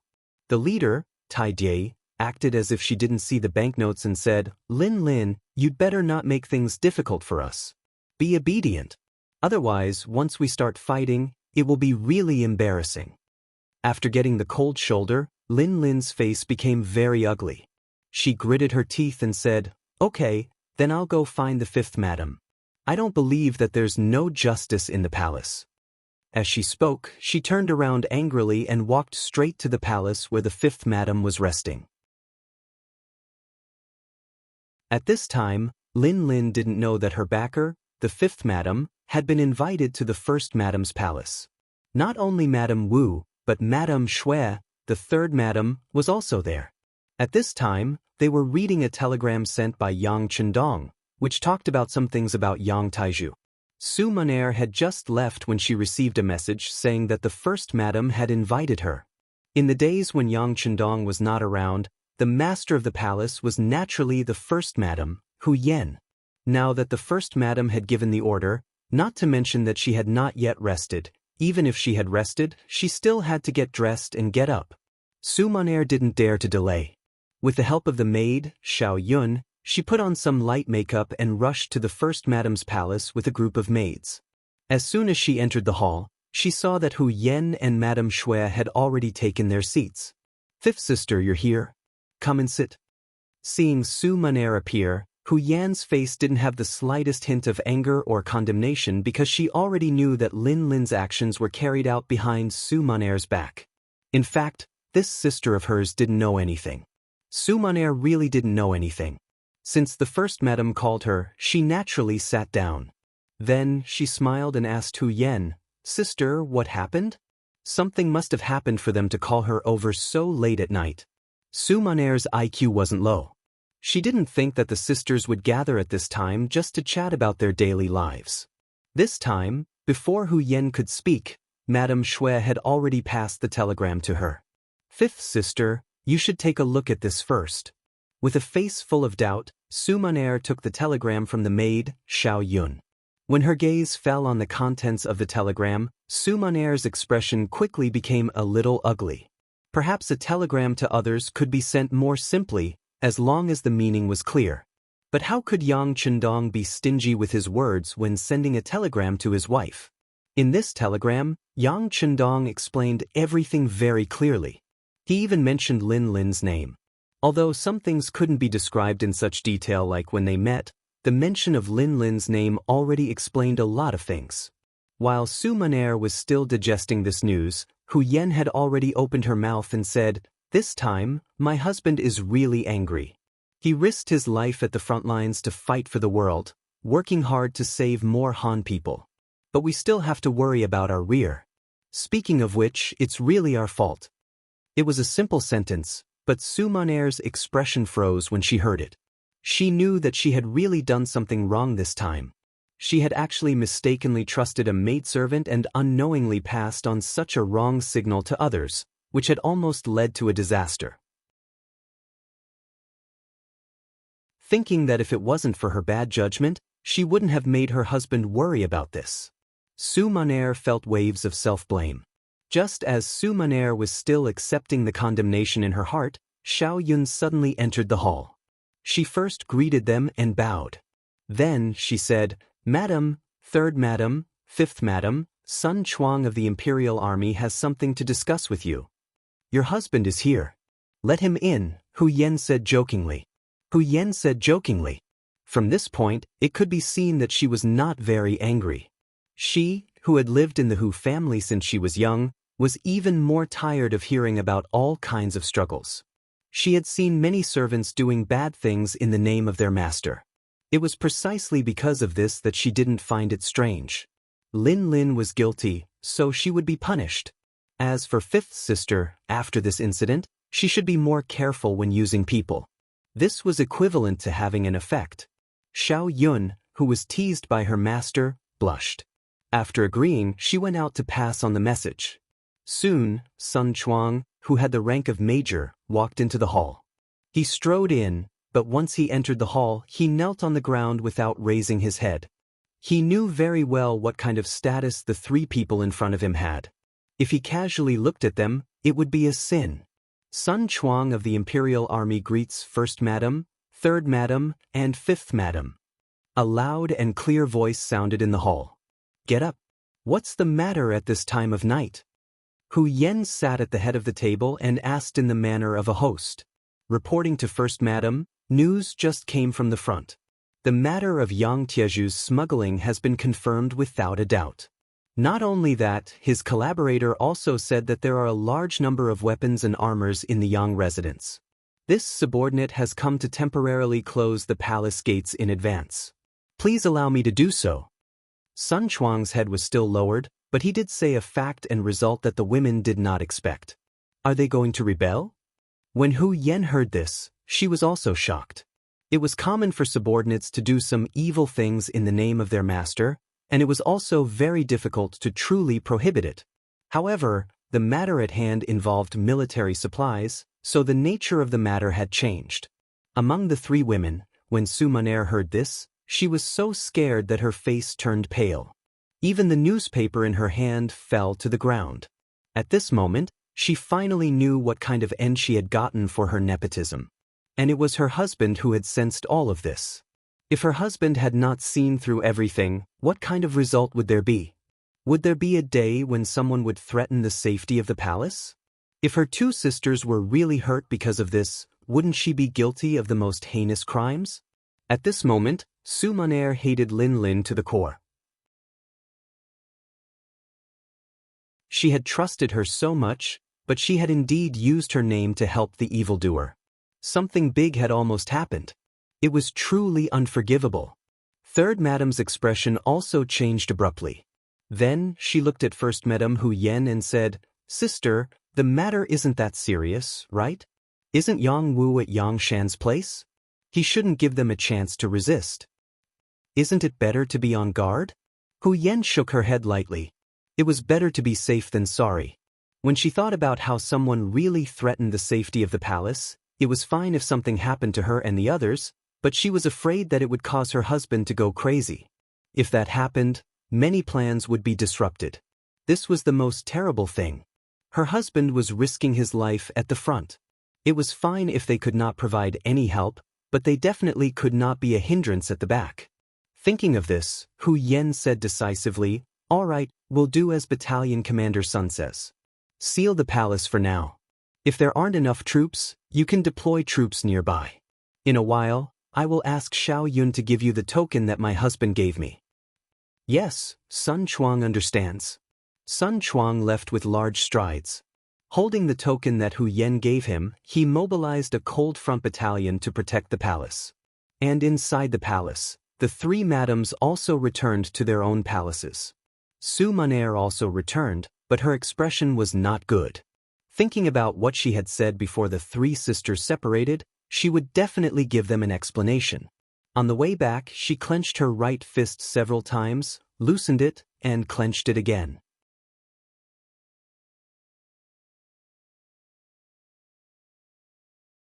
Chapter 737. Su Maner had been through a lot since she was young, and her willpower had long been tempered to be very firm. Otherwise, she would not have attempted to assassinate Yang Qindong.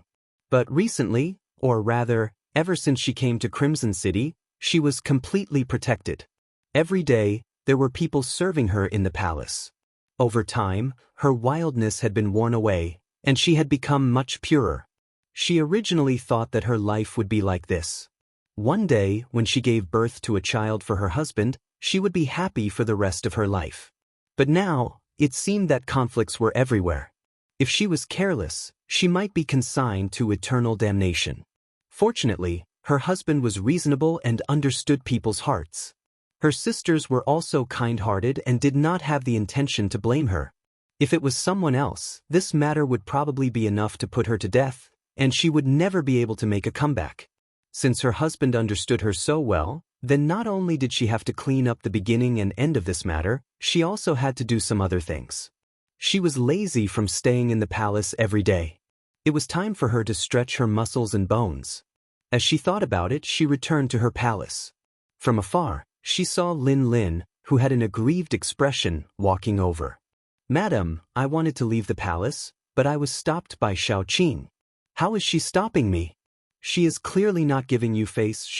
"Xiao Yun, take her down and slap her 30 times. Without waiting for Lin Lin to finish speaking, Su Maner's voice sounded. At this time, this woman was still trying to sow discord in front of her. Her intentions were truly hateful. Xiao Yun, who was at the side, did not know what had happened. She only knew that Madam's expression was not good after she returned. Now that there was an order, she did not dare to disobey. She brought 2 maids to Lin Lin's side, and a series of loud slapping sounds rang out. Lin Lin was still thinking that this time, she was ordered to leave the palace. This time, 5th Madam would definitely stand on her side. Who would have thought that there would be such an outcome? When the palm hit her face, she did not react. It was only after being slapped a few times that she became clear-headed and cried out that she had been wronged. At this time, Su Maner had already entered the inner chamber. Xiao Yun followed by the side with a face full of confusion and doubt. Su Maner trusted this maidservant who had followed her for many years. She didn't hide anything and told her the gist of the matter. Xiao Yun, who heard the truth, was also shocked. There's actually such a thing? Doesn't that mean Lin Lin is also one of the accomplices? Then, what are we? Yes, what are we? Su Maner repeated this sentence with a bitter smile on her face. Su Maner finally knew how much pressure this matter would bring her.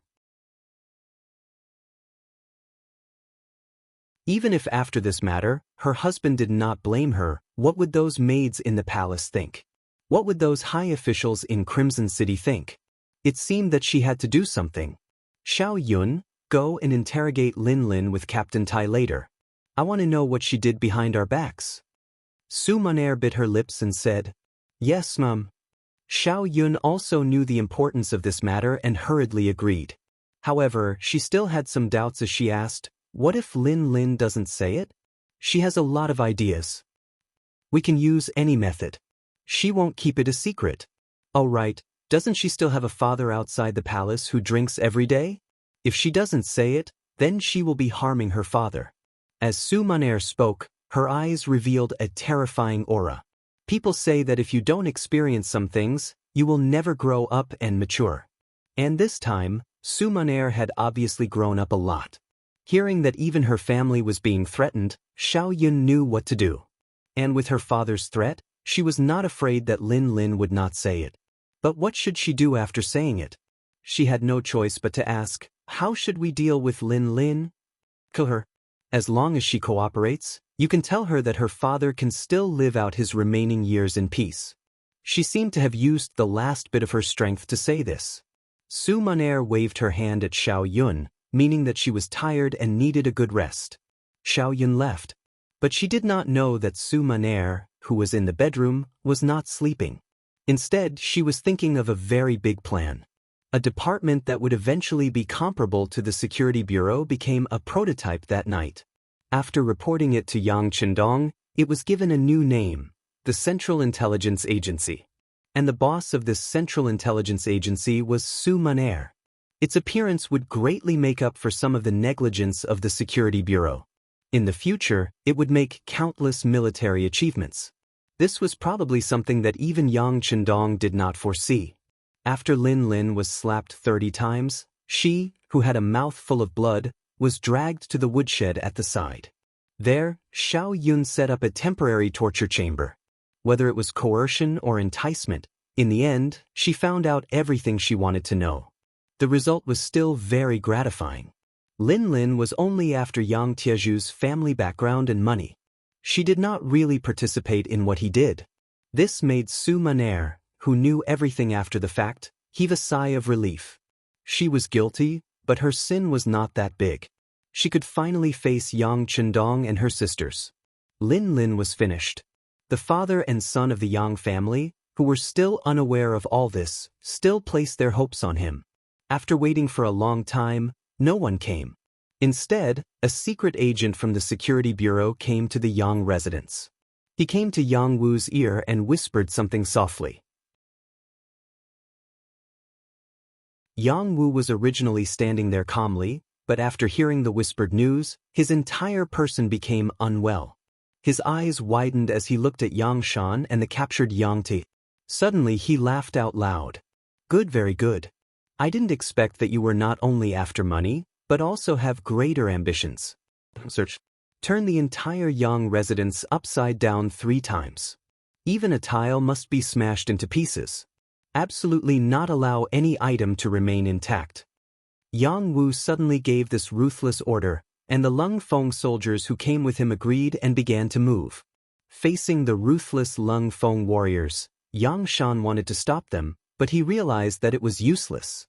He could not help but ask Yang Wu, Master Yang Wu, what is the meaning of this? What is the meaning of this? What is the meaning of this? Why are you asking me about the good things you did? Yang Wu's face was overflowing with anger. He had just received news from Bureau Chief Yang San. Chen Shuquan said that once when he was drunk, Yang Taiju boasted that he had prepared some weapons and armor in his residence. If things changed, they could cause havoc in Ramen City and even threaten the safety of the palace in order to protect themselves. Once the news came out, Yang Wu could no longer remain calm. If such a thing really happened, then he had let down the young master's trust. In that case, even if he died, he would not be able to thank the world. Facing such a person, how could he still be courteous at this moment? Yang Wu was angry, so the Lung Feng warriors also began to act. The huge Yang residence was quickly turned over and many things were found. There were more than 4 million taels of gold and silver notes.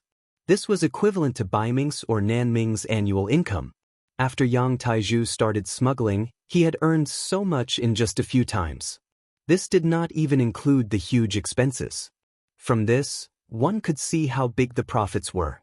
Other than the gold and silver, there were actually 2088 rifles, 300 sharp swords and spears, hundreds of sets of armor, and dozens of boxes of bullets and grenades.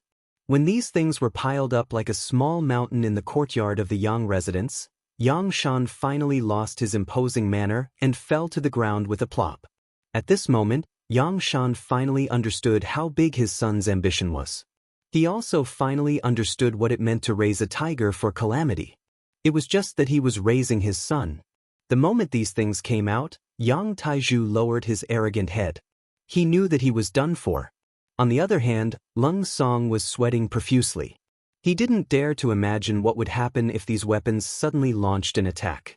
Even if Crimson City did not fall into chaos, it would be difficult to protect some important institutions.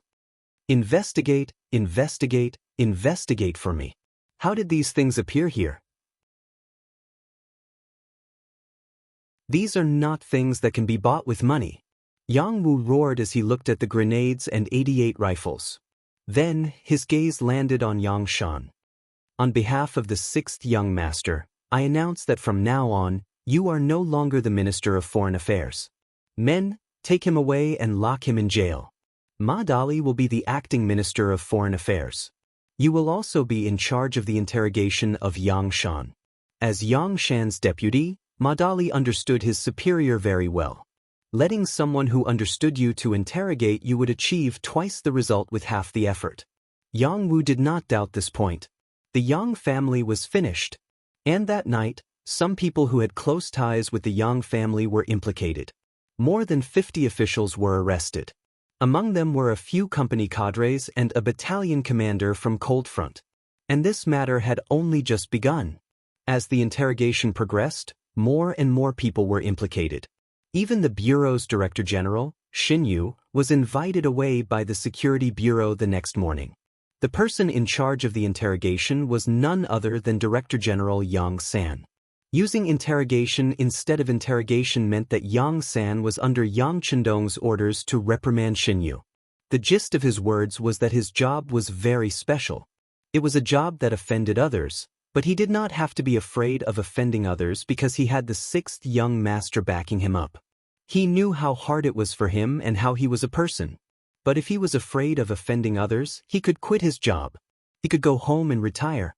He could also be given a leisurely department to pass the days. But in short, he had to do his job well as long as he was in office. Otherwise, he would not occupy this position. Facing Director General Yang San, who was under the orders of the Duke of Loyalty, Shin Yu did not dare be careless. He immediately nodded to express his understanding and promised that such a thing would not happen again. If he encountered any injustice or lawlessness, he would be the first to stand up. At the same time, he thanked the Duke of Loyalty for his trust in him.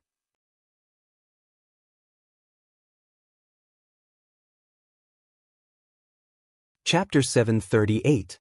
People are like this. Once they are in a high position, they are not willing to give up their power. Shin Yu was like this. After experiencing the prestige of the Monitoring Bureau chief, he was reluctant to leave. Even if he knew that what he was about to do would offend a lot of people, he was still unwilling to leave.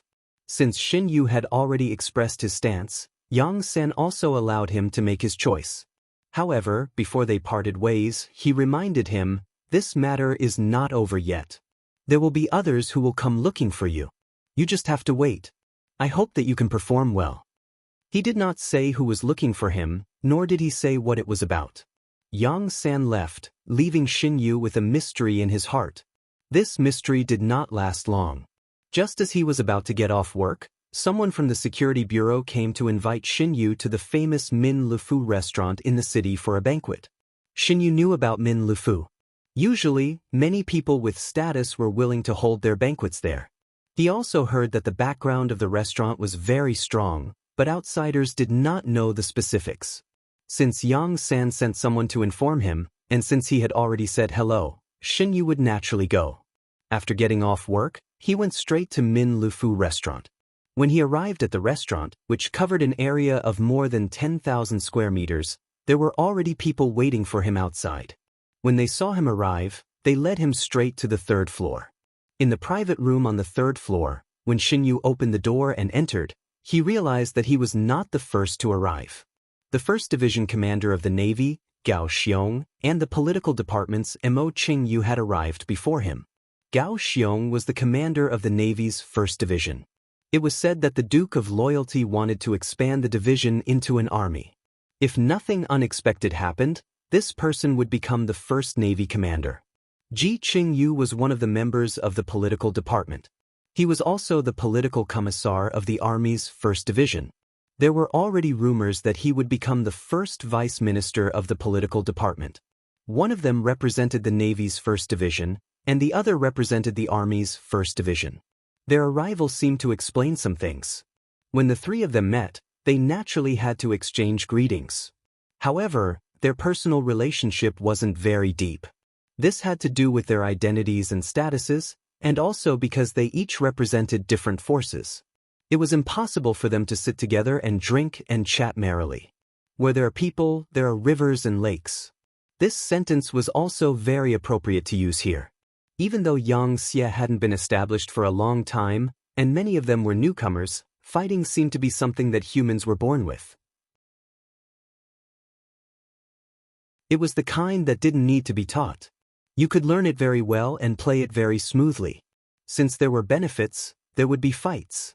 When it came to who could get more and who could only get less, a struggle was inevitable. Yang Chendong couldn't do anything about this. Of course, this was something he was happy to see. The people below him were all as good as one person. This was not good for his management in the future. The private room was very spacious, at least 100 square meters. The three of them sat in 3 different directions, and soon there was silence. Perhaps they were all wondering why Director Yang San had invited them here. What was he going to do? What kind of performance should they have? Just as the three of them were still immersed in their fantasies, the door suddenly opened and two people came in.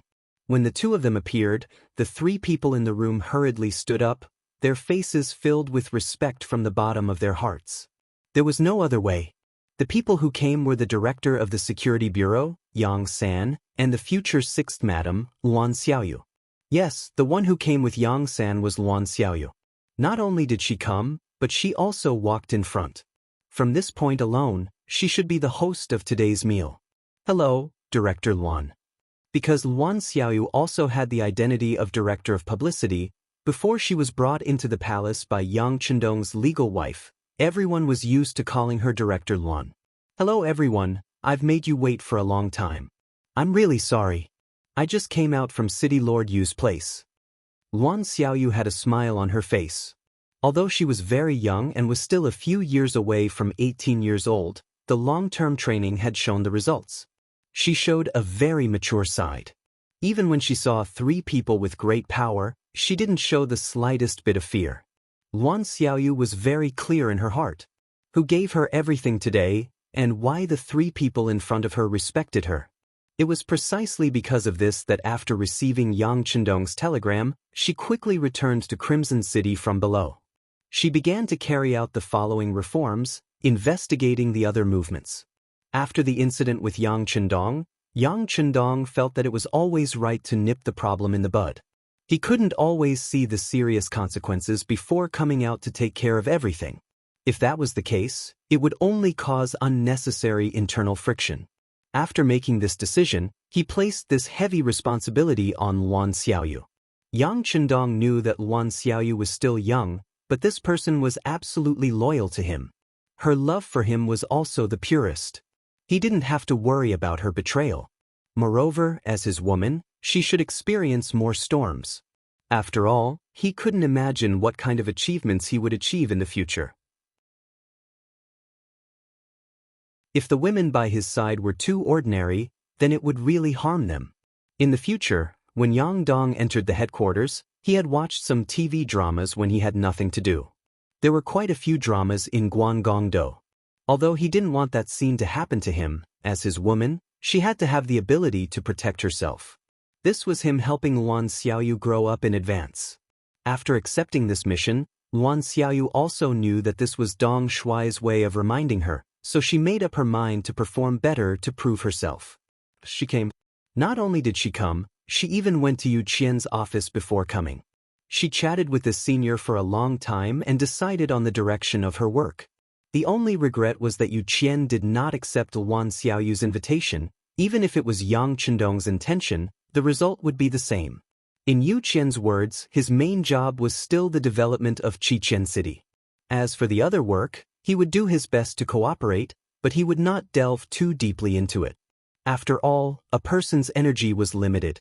Yu Qian's rejection was actually for Luan Xiaoyu's sake. Because with his prestige, if he really participated in this matter, she would have nothing to do with it. When she really achieved results, her achievements would also be covered up. Thus, Luan Xiaoyu was grateful from the bottom of her heart for this senior's care and guidance. The moment she entered the private room, Luan Xiaoyu told everyone about her meeting with Yu Qian. This was equivalent to telling everyone that what she wanted to do not only obtain the consent and attention of the sixth young master. This could be seen from her own identity and the fact that Bureau Chief Yang San accompanied her throughout the entire process. She also obtained the full cooperation of the city lord, Yu Qian. The three people present were all extremely intelligent. They immediately understood what he meant, and the smiles on their faces widened a little. Since a matter had received so much support, there was no way they could refuse. Luan Xiaoyu walked into the private room, and after greeting the three of them, she did not immediately sit down.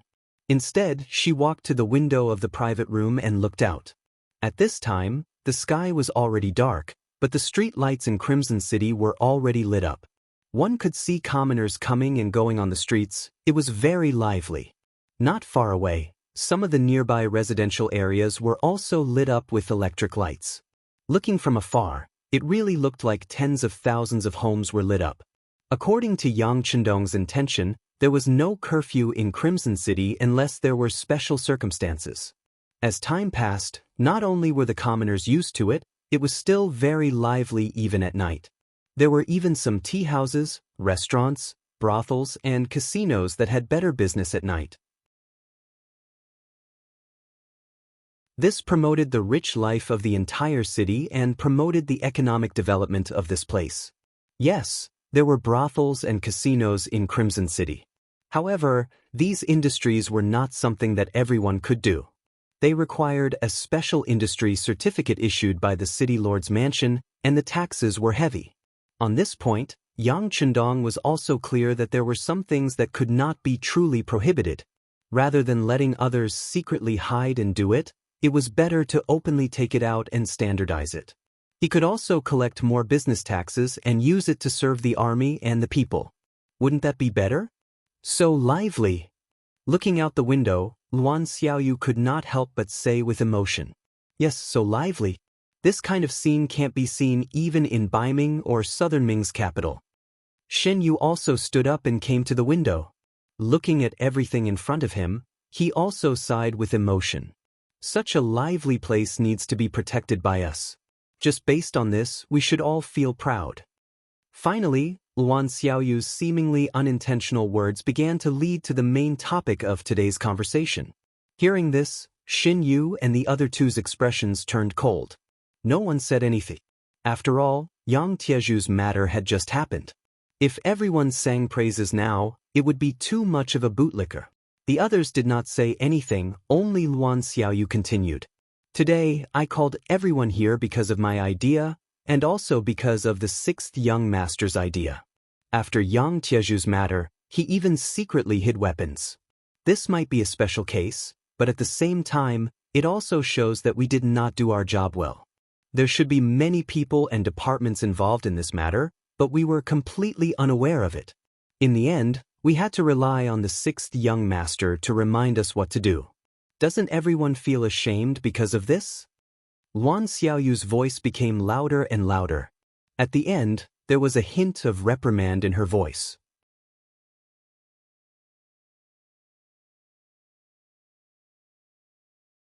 Chapter 739. She couldn't be blamed for being so angry.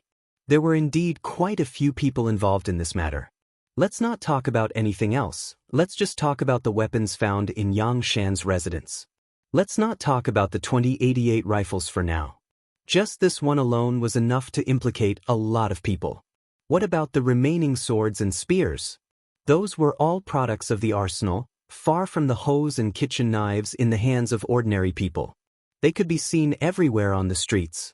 These weapons were all made of iron, steel, and alloys. The production of every finished product was recorded. Not only that, so many weapons also required a lot of energy to be maintained daily. Otherwise, after a long time, the weapons would rust. In order to prevent this, not to mention wiping them frequently, they also needed to use vegetable oil. That was also a product of the military, and not something that ordinary people could buy with money. The weapons found in the Yang residence were all as shiny as new. It could be seen that they were usually maintained by people. Then the question was, who provided these materials? It was likely that many people would be implicated in the investigation. And these people sold the forbidden products to Yang Taiju. Did they not think about the consequences and what would happen? There were also the 3 cargo ships and dozens of carriages of goods that were hijacked. It could be said that there were all kinds of things inside, such as divine realm, cosmetics, and women's clothes. Other than that, there were also things like cigarettes, ham sausages, canned food, and instant noodles. Many of them were only provided to the army and had not been circulated on the market. But now they were all smuggled out. Could Yang Zhu alone do all these things? It was obviously unreasonable. If this matter was thoroughly investigated, who knew how many people would be implicated? After saying so much, it was just to clarify one thing, and that was that there were probably many people involved in Yang Tieju's matter, and even more people knew about it. But why did the higher-ups not make a move? Could it be that they did not know? That was absolutely impossible.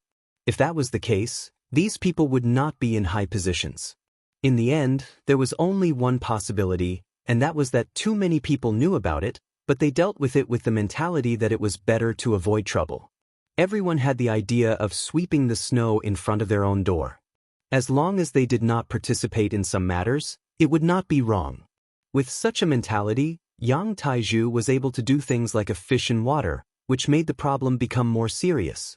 This time, if Yu Mian hadn't arrived at the origin city, met Yang Chendong, and voiced out his concerns, he was afraid that if he had waited for a while, once it erupted, it would have caused an unimaginable result. This was also the reason why Yang Chendong was so angry and wanted to investigate the source of his investigation. Luan Xiaoyu closed the window in front of her, and the private room quickly fell into silence. Her voice was also clearly transmitted to the ears of the 4 people present. Let's talk business first. The dishes will be served later. As soon as he finished speaking, everyone, including Yang San, sat up straight and entered a state of semi-war. Luan Xiaoyu was very satisfied with everyone's attitude. She lightly nodded and casually said, "The 6th young master has ordered us to form a group of 5, which is the 5 of us. From today onwards, we will carry out a self-inspection for 3 months. Every local official, regardless of their position, was required to be thoroughly investigated. Every military officer up to the rank of a platoon in the army was also required to be investigated from head to toe. Once a problem is found, it must be verified immediately. If it is confirmed, what should be done is done. If there is no problem, they must be reassured and continue their work. If there is an outstanding person, they should be rewarded. Let's put it this way.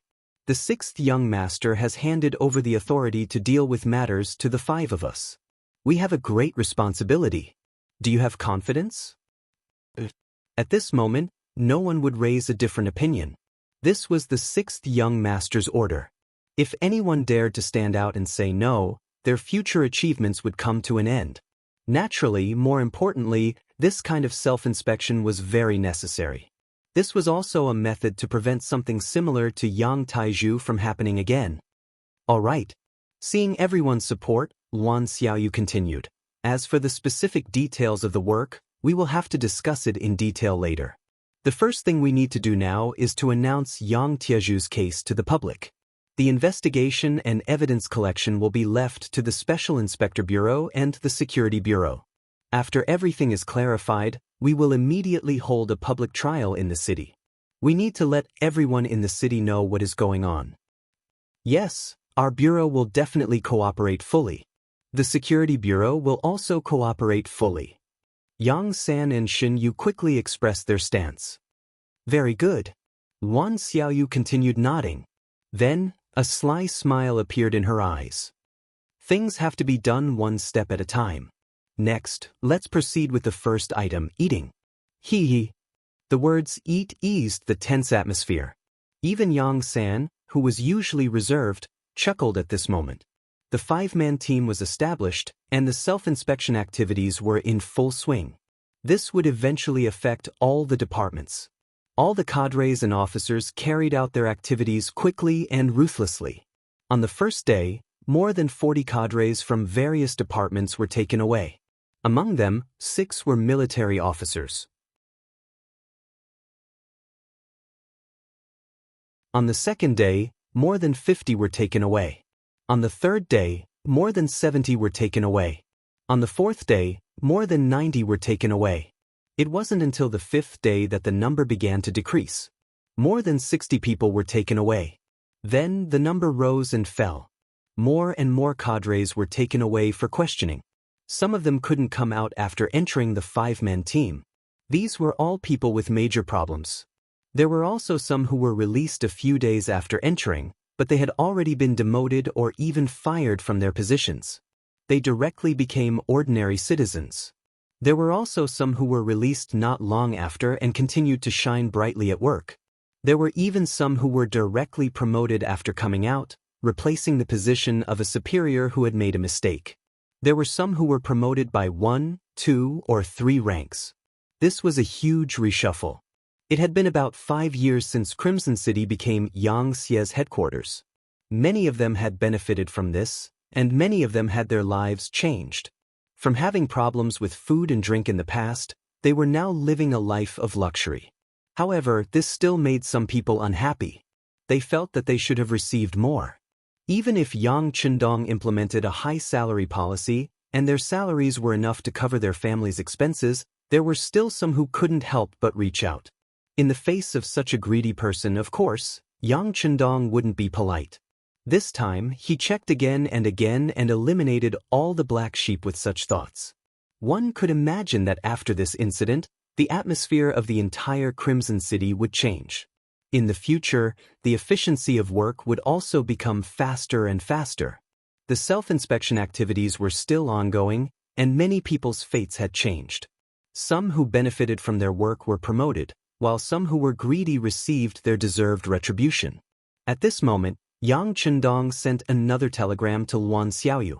A new policy to raise the treatment of officials had been implemented, and that was the special ticketing system. The so-called special ticketing system was similar to the planned economy in the early days of the Republic, where the citizens would be given food stamps to purchase meat and grains. Yang Chendong requested for the officials to be given a certain percentage of their monthly salary. Once they had such ticketing, they would have priority to purchase some sought-after goods in the market. For example, cigarettes, all sorts of beverages, bottles of strong liquor, magical mirrors, high-grade cosmetics, and beautiful women's clothing. For this, Yang Chendong requested for a store to be set up in Crimson City. This store had a complete range of goods, and the quantity was sufficient. However, there was a difference, and that was that everything had to be purchased with special ticketing systems. Here, silver and even gold were useless. The reason for such a decision was that there were too many officials in the 5-man investigation team. In addition, the momentum was very large, which caused many people to feel fear. There were actually not enough officials to go around. In order to make more capable people work for him, Yang Chendong decided to give them some benefits. Under such temptation, he was not afraid that some people would not be loyal to him. It had to be said that when the special ticketing system appeared, the ticketing systems in the hands of the officials became popular goods. Although there were a lot of factories in Crimson City, and a lot of good things because there were too many merchants outside, the supply could not meet the demand. As a result, even in Crimson City, some items were difficult to buy. With the special ticketing system in the store, those good things that could not be bought outside were actually available here. The ticketing system became a hard currency, and some of the rich people started to have ideas about the ticketing systems in the hands of the officials. The officials were also humans, and they also wanted to live a better life. The ticketing systems in their hands were not enough for their own use, so how could they sell them? Even if some people wanted to sell a portion of it for some reason, it was difficult to satisfy the needs of more rich people. Over time, some people had no choice but to give up on buying it and think of ways to become officials themselves. Yang Chendong's move caused the number of people who applied for the official exam to increase by a lot, greatly alleviating the pressure and fear brought to everyone by the 5-man team. Crimson City finally continued to move forward amidst the wind and rain. After many new officials took up their positions, the effects in all aspects were indeed much faster than before. Just from this point alone, it seemed that the previous efforts were worth it. Just as the 5 young misses were carrying out their operation with great momentum, Su Munaer was not idle either. She left the palace several times to look for good seedlings in the CA. Her request was a little strange. She requested for all of them to be women because she believed that some things were more convenient for women to do than men.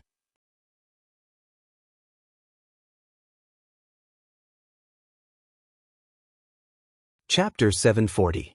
After obtaining Yang Chendong's approval and support, Su Munaer not only received a large amount of funds for her activities, but she was also allowed to enter the refugee camp in Crimson City to find suitable seedlings among the 5 million people who made the deal with the Southern Ming Empire. Under such generous conditions, girls and women were chosen by Su Munaer one after another. They became the first batch of important personnel in the CIA and became the cornerstone of the CIA's development. In this incident, many people were also caught in the crossfire because they did not perform their duties properly. There were many people in the military and the local government. However, at the same time, the working environment became more pure. Even the relationship between the military and the political department was eased to a certain extent. Lung Song's name was not in the five-man team. Although he was the political commissar of the 1st Division, Mo Qingyu, and it looked the same, only he knew that it was because he was the main force in the confrontation between the military and the political department. There was also a period of time when he was very close to Yang Shanjia. This was clearly a warning from the 6th young master to him. From the moment the five-man team was formed, the smart Lung Song immediately changed his strategy. He no longer resisted the work of the political department. Instead, he cooperated with it. This also allowed the military's work to be greatly improved. When the news reached Yang Chendong's ears in the first city, he smiled and was very satisfied. If a force wanted to develop, it was just like life. It would always encounter problems. The key was the kind of mentality one had to solve the problem and not blindly escape and endure. Only by cutting off one's wrist would there be a new life. Otherwise, even if one was still alive, one would not be a healthy person. The matter of Crimson City had returned to the right path. In the process of returning, there would definitely be some pain. Some people and old friends would also be cut off from fate. However, the path that should be taken still had to be taken. The development of the first city was also imminent.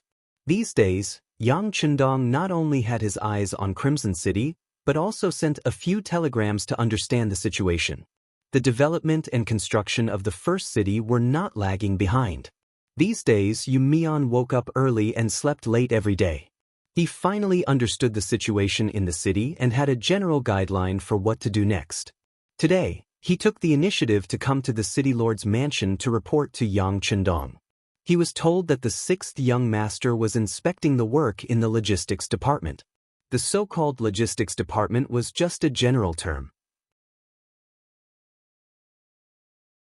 Because the first city was not as complete as the Crimson City, many of the supplies transported from outside were piled up in the logistics department. Today, Yang Chendong came here to inquire about the situation of the supplies. In addition, he came to see the situation of the soldiers receiving the new weapons here, the Big Dipper crossbow, also known as Big Dipper steel crossbow. The so-called Big Dipper crossbow was a new type of crossbow made of pure steel. Unlike the traditional ones, it was more pocket-sized. However, being short didn't mean that it wasn't powerful. On the contrary, because the spring was strong enough, it could shoot a distance of 100 meters. This kind of Big Dipper crossbow could be tied to the arm and shot at the enemy. More importantly, it was equipped with a mechanism that allowed it to fire 7 arrows at once. This greatly increased its lethality and increased its chances of victory on the battlefield. With the current ability of the Crimson City Munitions Factory, it wasn't a problem to create a Type 81 assault rifle. However, it would still take a lot of time to create a qualified Type 95 assault rifle. How to save the use of the Type 95 assault rifle and what weapon to use to replace it was the problem that the people of the Crimson City Munitions Factory had to think about and face during this period of time. Someone suggested that if it didn't work, the Cold Front Army should use the Type 81 assault rifle again. However, this idea was quickly rejected. Not to mention that with the current factory ability of the munitions factory, the number of Type 81 assault rifles that they could create was limited and could not be provided to all the Cold Front Army soldiers. Just by giving up on the Type 95 assault rifle, once that person became used to it, the research and development work would only be slower. Then, no one knew when they could create the real Type 95 assault rifle. The people of the munitions factory also needed to be stressed. This debate was finally reported to Yang Chendong in the form of a telegram. He waved his pen and gave the final decision. The development of the Type 95 assault rifle could not be stopped. They could also increase the number of people and funds. For the time being, they could find a weapon to replace the Type 95 assault rifle as a transitional product. Under such a decree, the Big Dipper crossbow appeared. How is it? How's the accuracy? In the logistics team, Yang Chendong looked at the 3rd Division's division commander Wu Sheng and political commissar Chen Bo, who came to collect the equipment, and asked with a smile. Reporting to the 6th young master, the Big Dipper crossbow is very good. Chen Bo immediately stood at attention and said respectfully, "The crossbow can shoot continuously, which is equivalent to shooting continuously. Moreover, the size of the crossbow is smaller, so more of them can be carried on the body. After training, the accuracy can also be improved.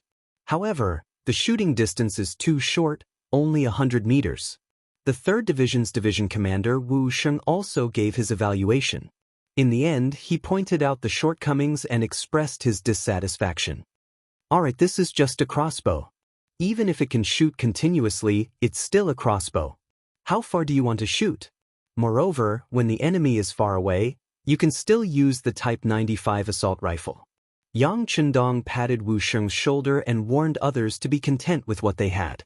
Although the Type 95 assault rifle was used for a long time, there would be some wear and tear and damage. However, with the efforts of Wu Hua and the other blacksmiths, as long as the damage wasn't too severe, simple repairs could still be done. If it really didn't work, Yang Chendong could just use the big warehouse.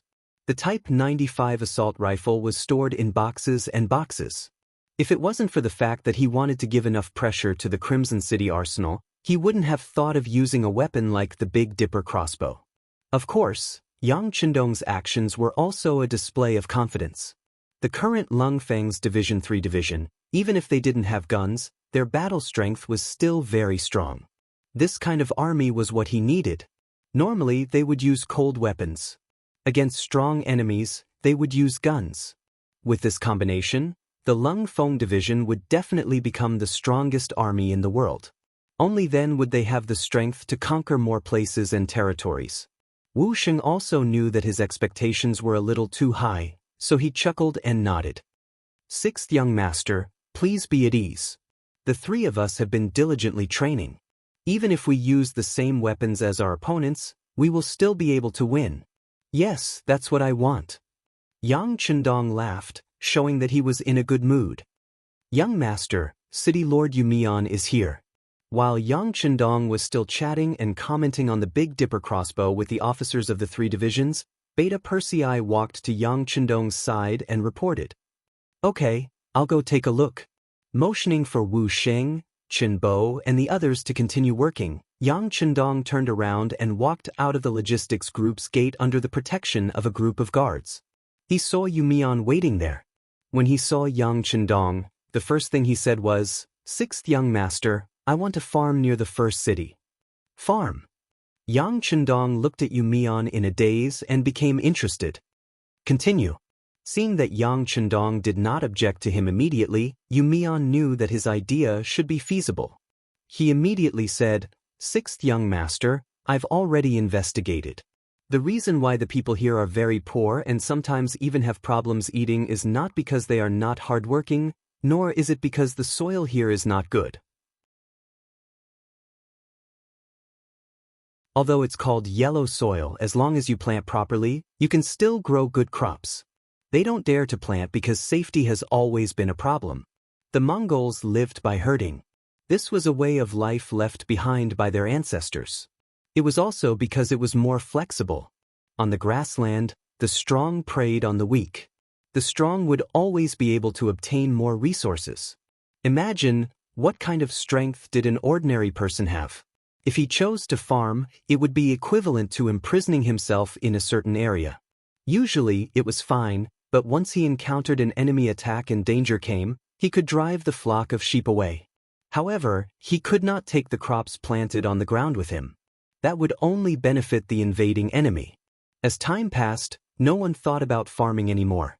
On this point, Yumian had talked to many people in the city, including many Han people. They did indeed live by farming, and when they first came to the grassland, they were not used to it. However, because there was no safe place, they could only give up on the idea of farming and being self-sufficient. Now, with the appearance of the mercenaries and their strength, they had become some sort of guarantee, allowing some people to see hope again. Thus, they made this request. After Yumian investigated for a while, he also felt that this matter was feasible. Thus, he came to find Yang Chendong and proposed his idea. "Yes, it's farming. I've thought about it. Not only can he solve the problem of food for the army on the spot, once the people have land, they will also have a strong sense of belonging. This way, they will be able to gather people's hearts faster and make the first city prosperous and prosperous. Yu Mian said excitedly. Yes, this is a good idea. However, it's already August now. In addition to the cold winter here, I'm afraid it's too late this year. Yang Chendong nodded and began to analyze the reality of the matter from the actual operation. Yes, it's too late this year. In fact, we don't have the seeds of the crops. All of this needs time to prepare. I've already thought about it. We can contact Crimson City now and ask them to provide more seeds. We can wait for them to be delivered in spring next year. As for now, we can first open up the fertile land, measure it, and distribute it to the citizens who are already in the first city. This way, they will have hope, and the first city can also attract more people to come and seek refuge. Yu Mian still said with an excited face. From this point, it could be seen that he had indeed put in some effort. Yang Chendong did not answer immediately. Instead, he nodded after thinking carefully. I think it's possible. Then you can go ahead and do it. This way, we can open up the fertile land and tell the people that they don't have to worry about their safety. As long as the mercenaries are here, they will protect their fruits of victory. When the enemy comes, we can just beat them away.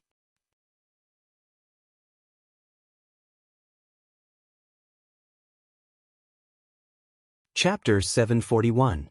Yang Chendong suddenly thought of using greenhouses to grow crops. However, since he did not have any fertile land and had not made the necessary preparations, he decided to let Crimson City prepare the greenhouses and greenhouses. Before these things arrived, there was no need to inform Yu Mian. Yu Mian did not know what Yang Chendong was thinking, but he was waiting for these words. On the prairie, without sufficient strength, one would not dare to do anything. Now that he had the protection of Yang Chendong and the army, he was overjoyed. Yes, sixth young master, please wait for the good news next year. Yu Mian left happily, leaving Yang Chendong behind to mutter in his heart, looks like there's a need to use force to intimidate others. If you want others to be afraid of you, then you have to learn how to show your fist and let others know how developed your muscles are and how powerful you are.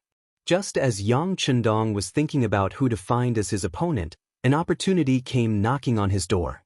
That night, the director of the First City Security Bureau, Feng Liang, came to visit. He brought with him news that someone was investigating the situation in the First City and was even trying to instigate a rebellion among the commoners in the city. Coincidentally, the mercenary army had won the battle and defeated the 50,000 cavalry led by Agador, allowing many of the commoners in the city to see hope. Some of the young and strong among them wanted to join the army. While contributing their strength, they also wanted to fight for a future for themselves. However, because there were too many captives from the battlefield and the mercenary army's food and fodder were all supplied from the outside, the number of troops had already reached a limit and could not be increased anymore. Thus, they did not choose to expand the army, and the young and strong people in the city naturally did not have the chance to join the mercenary army. At that time, it just so happened that Feng Liang was dealing with this matter. Due to various considerations, he gathered a few good young seedlings together and established a militia system, allowing them to be responsible for some of the security in the city. It was impossible to give them food, but they could still be given some silver every month. It was precisely this action that caused many people from the Security Bureau to appear in the city. And this time, it was these people who had contributed. They discovered that there were outsiders who had entered the city and were still contacting the commoners. They felt that something was wrong, so they took the initiative to contact them. In the end, they found out that the other party's identity and purpose were actually trying to persuade the commoners to rebel. This was tantamount to breaking the stable life they had painstakingly obtained. How could these secret agents agree? They immediately took the man and sent him to Feng Liang. Who is it? And who does it represent? There was not the slightest bit of nervousness on Yang Chendong's face. He had been looking for someone to show off his muscles, and now that someone had come knocking on his door, he had no reason to be unhappy. The sixth young master. Feng, of course, from the Golden Family, the Mongol, the Golden Horde. The Golden Family? Yang Chendong nodded thoughtfully. After the death of Genghis Khan, only his direct descendants, namely the descendants of Jochi, Chagatai, Ogdi, and Talyue, were known as the Golden Family and qualified to inherit the throne of the Khans. After Talyue's son, Monk, became the great Khan of the Mongol, the range was further narrowed down to the descendants of Talyue. Later, the Yuan dynasty emperors and the Ming dynasty Tatar Khans, such as Dayan Khan, were all from this line. The descendants of Genghis Khan established 4 khanates, namely the Golden Horde, also known as the Kipchak Khanate, the Chagatai Khanate, the Ogdi Khanate, and the Ilkhanate. The Golden Horde was the territory of Genghis Khan's eldest son, Jochi, and grandson, Zibudu. Because they were the descendants of Genghis Khan, they were called the Golden Family by the Mongols. They had great influence in the entire grassland. The Golden Horde was now the most powerful branch of the Golden Family. Until now, they had occupied and ruled Russia, which spanned across the Eurasian continent, for more than 200 years. Yes, they are from the Golden Family.